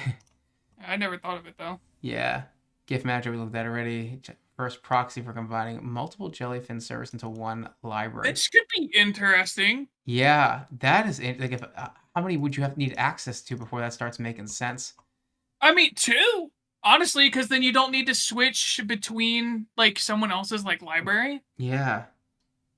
So you would just be all combined. Like if you and me had a jellyfin library, and instead of just inviting to like mine and then inviting to yours, we could just invite to that combined one. And so then people would just see everything there. Yeah, dude, maybe that's really interesting if like at least like you, me, and the helpers, if we all just installed Jellyfin just for this, like, I know a lot of people use Plex, I use MB, but if we all just installed Jellyfin, and they're like, hey, all of our libraries, we're going to use this just so we can see what, like, you know what the combined library would look like for all of us together, just the helpers, like, that would be pretty extensive. We don't care about the viewers, only the helpers. So if you want access, you need to be a helper. This would definitely be an in-house thing, but but think about the power of that though. In all seriousness, like if we had like 4 or 5 guys, but then we would need to. Everyone would need to set up a reverse proxy, send Jellyfin out. It's just guys, no, It's so much work. And that's my brain gets going. I'm like, you know what? If we're all really cool and slick people, we'd all have unified routers and we'd all just be on the same net. You know what I mean? And this way we wouldn't have to do that. True. Yeah. So if you True. had unified So people, or if you you had need tail to scale people at the router level. you need to start. You need to gift everyone You need to gift everyone unify routers. Yeah, so that's so if you want to be a service All the channel helper, helpers. that's gonna be the Christmas gift to all the helpers. We're just getting everybody unified routers for like $200 a pop or something like that. I don't even know what it is, but like yeah, that's all the incentive you're gonna need. That's not a real thing, by the way. If you're a helper on this channel listening, you're not getting a router from me. But we don't make that much money on this channel, in case you don't know that. But yeah, that's You my make point, John. money. If we had unified routers, like we can do that. We'd all be on one single like VLAN basically, or like LAN. Yeah, but then if I would leave the house,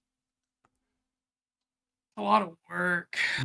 Yeah. Then I would need to somehow figure out how to get it. That would make me change from Plex to Jellyfin. Yeah, it would be cool. It would make it more like a community thing.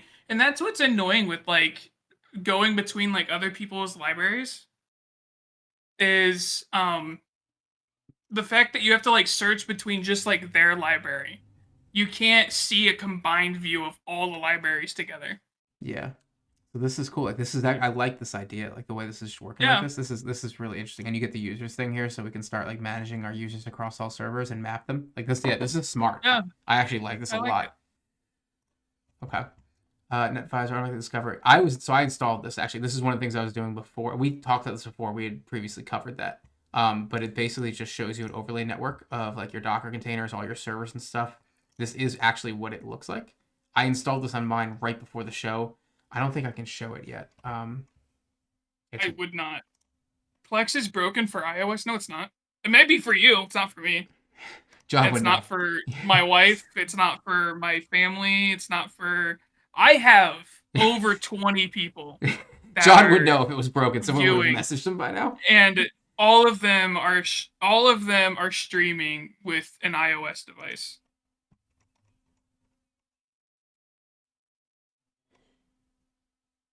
I guess this is called Open Forms. An alternative, it looks like, to like Google Forms, and I don't like Google Forms actually. I think this is something that I'm like really cool.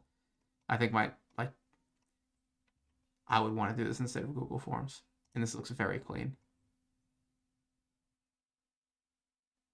Yeah, I would consider that. That's one of those things I want to do. You Apple users. Thank you for that. I'm glad somebody's in support of me.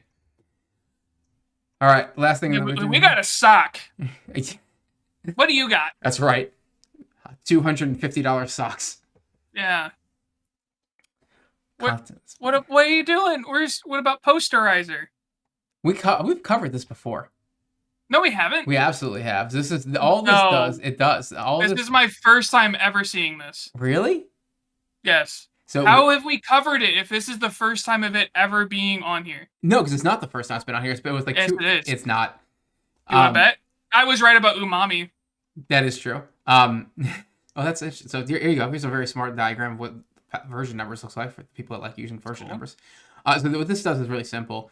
If you want to use very specialized posters for your media collection, instead of going with like what the TVDB, like they give you the option for like fan art, TMDB, TVDB, Plex, IMDB, all these 4-letter things. I use a MacBook Pro as a Plex server. That's phenomenal. Anyway, yeah, that's what it does. It just gives you the option to change the artwork instead of going with whatever the defaults is. I go with my defaults. I don't care. I usually don't have a problem with artwork being auto-selected by Radar and Sonar. But if you do and you want way more control over your artwork for your media, this is for you. Actually, you know what? I'm going to add this. This should be something I do on the Patreon channel. Posterizer. ZARR. Posterizer. All right, yeah. I need more Patreon video channel ideas. This is going to be the next one. You have a huge list, brother. Not all that stuff is legit, though. Yeah, it is. Aggregar, Cometa, Trailar, Overseer. I mean, I guess we don't need to do that. Rebar. There's a lot. I've done a bunch, though. Yeah, so we'll see. I don't know. You have. Yeah. You have. This is something else I need to go get in with, though. Because this seems actually pretty straightforward. Wow, look at all this. So this is the Plex. Yeah, YouTube. space TLDR. You need to do a video Patreon on that just for principle. Yeah, that's true. I didn't even think about Just that. for principle. Yeah. We need to do a video on YouTube. Yeah. Yep. TLDR. I know. That's really funny. Anyone doesn't know, we did a video. That was our first top 10 for August, and mentioning that got us a strike. Yep. All right. Yeah. The content spotlight is for Postgres, which is just basically an automatic database backup for database backup software for Postgres. I think this is really interesting. I think it's, again, the database backup things are cool because not a lot of people know how to back up databases properly. I'm one of those guys where I don't back up databases. I just back up the entire data set it's in. It's kind of like, yeah, that's kind of how I do it now. But I'm like, I think it could be better. Let's put it that way. It can definitely be better.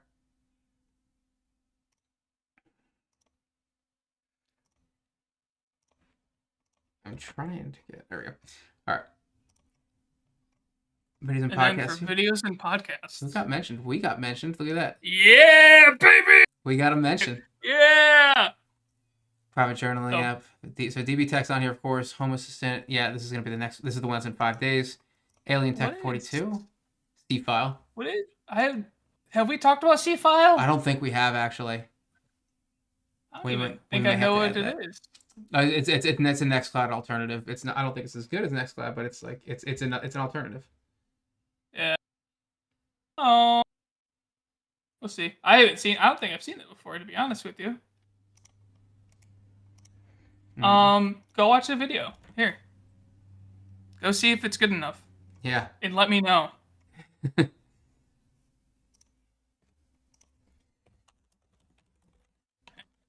then the feedback. All right. This is a good one. we need people. Bias. We need people to let us know what it was on a scale of 1 to 5. Need people to tell us.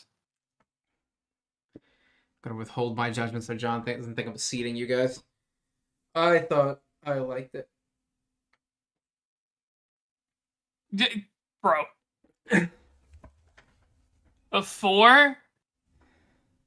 Alright. We got 1 4. Another 4? Okay, I agree. Strong. I was gonna bump up. Maybe I might have actually said 5 on this one. Go ahead. Yeah, I'm going 5. C-Doc might be better. You like it? C file? C file, yeah, it looks pretty. We should have done this earlier. We should just share this content. We could have been doing this the whole time, but it's okay. What? Oh, no, that felt like begging. That's why I didn't do it. Yeah. Okay. Yeah, that's just me. All right. But so again, this newsletter is not by us. This is not by us. This is by Ethan Shawley, who does this by himself. He needs your support for the amazing work that he does. Throw him a bone for us, please. Yeah. He does amazing work. Good dude. Very good dude. Yep. Putting in the work for the community, man. I don't know if you guys know this, but Docker Hub has like Docker Hub has a million different apps on Docker Hub, and this dude tracks almost all of them single-handedly. And as far as I know, he reaches out to everyone to ask if it's okay to be published. Which is even more work. That's a crazy amount of work. That's insane. Yeah. I could be wrong, but the people that I've talked to say that he's messaged them personally. Wow. He's like tried reaching out. Wow. So yeah. Okay. All right, that was it for this week, guys. I need lunch. John, are we good? Do you have anything else for this week for our viewers? The announcement is we are doing, for the video, we're doing our stack video. It is a complete guide for getting it set up. We're not getting into like the nitty, like we're getting pretty nitty gritty, but we're not like getting like far into it. For that stuff, you'll obviously need to go to Patreon because YouTube won't let us talk about that stuff. Or you could just ask other people. You could go to the wiki. So yeah, it's an RStack video for 2025. Even if you have your stack set up, please watch it. There are some apps in there that you might not have set up. There's probably 4 apps that you don't have that are good. And if you don't know what they are, you can go on the wiki to read about them and or just go on their GitHub page and read them. Read about them, read what they are, what they do. Because all of this stuff is basically a perfect automation. Should do a series on revamping people's stacks. Yeah. And so that's what the video is. Please watch it. Even if you don't, please like just put it on the background and like mute it. I'd be grateful. Watch time watching it's a 43 minute video. Yeah, 43. Long. So watching it all the way from start to finish would help us tremendously. Please, we do a lot. This took a lot. Oh God. It was multiple hours of recording on Evan's part, and it was multiple hours of editing on my part. Oh, we've been doing this for a week. This video literally took a week. It's over. Yeah, and then the planning for it. So please watch it all the way. We'd greatly appreciate it. Yeah. Well, I guess that's a question. No, because we'll be here. So yeah. So we'll do the normal vote for tomorrow. That'll be coming out. If you want to be a part of that, join the Discord. And yeah, I think that's all I have. Yeah, Sunday video release, which is not typical. Usually we do Monday, Wednesday, Fridays, but Sunday we got a video coming out. Definitely make sure you're subscribed so you check that out. Monday we're going to do a T3. It's going to be combined from last week, what I didn't get to, and then this week's T3, if there is a T3 this week. But no matter what, there's going to be a T3 video Monday. The vote that you guys do this weekend when you're on the Discord server will be Wednesday. Friday we're still searching, I think, to figure out what we're going to do. But we'll nope. We have something for Friday? Yep. Okay. We have something for Friday. But yeah, that'll be, and then of course the live stream will be next Friday, last one before Thanksgiving. I'll be off the week after that, so we'll see what happens. But that's all we got for today. So thank you guys for jumping in the stream. Make sure you guys are liking the stream. I see, God, we had at one point like 26 concurrent viewers and 8 likes. Doing great. Please click the like button beneath this video. That would help us out. That will help us out a lot. Make sure you subscribe. Make sure you click the little bell so you get notifications when video comes out, because we're putting out tons of great content lately. A lot of cool containers we're covering. If you're not subscribed, make sure you're subscribed. So yeah, thank you guys for watching, and stay curious.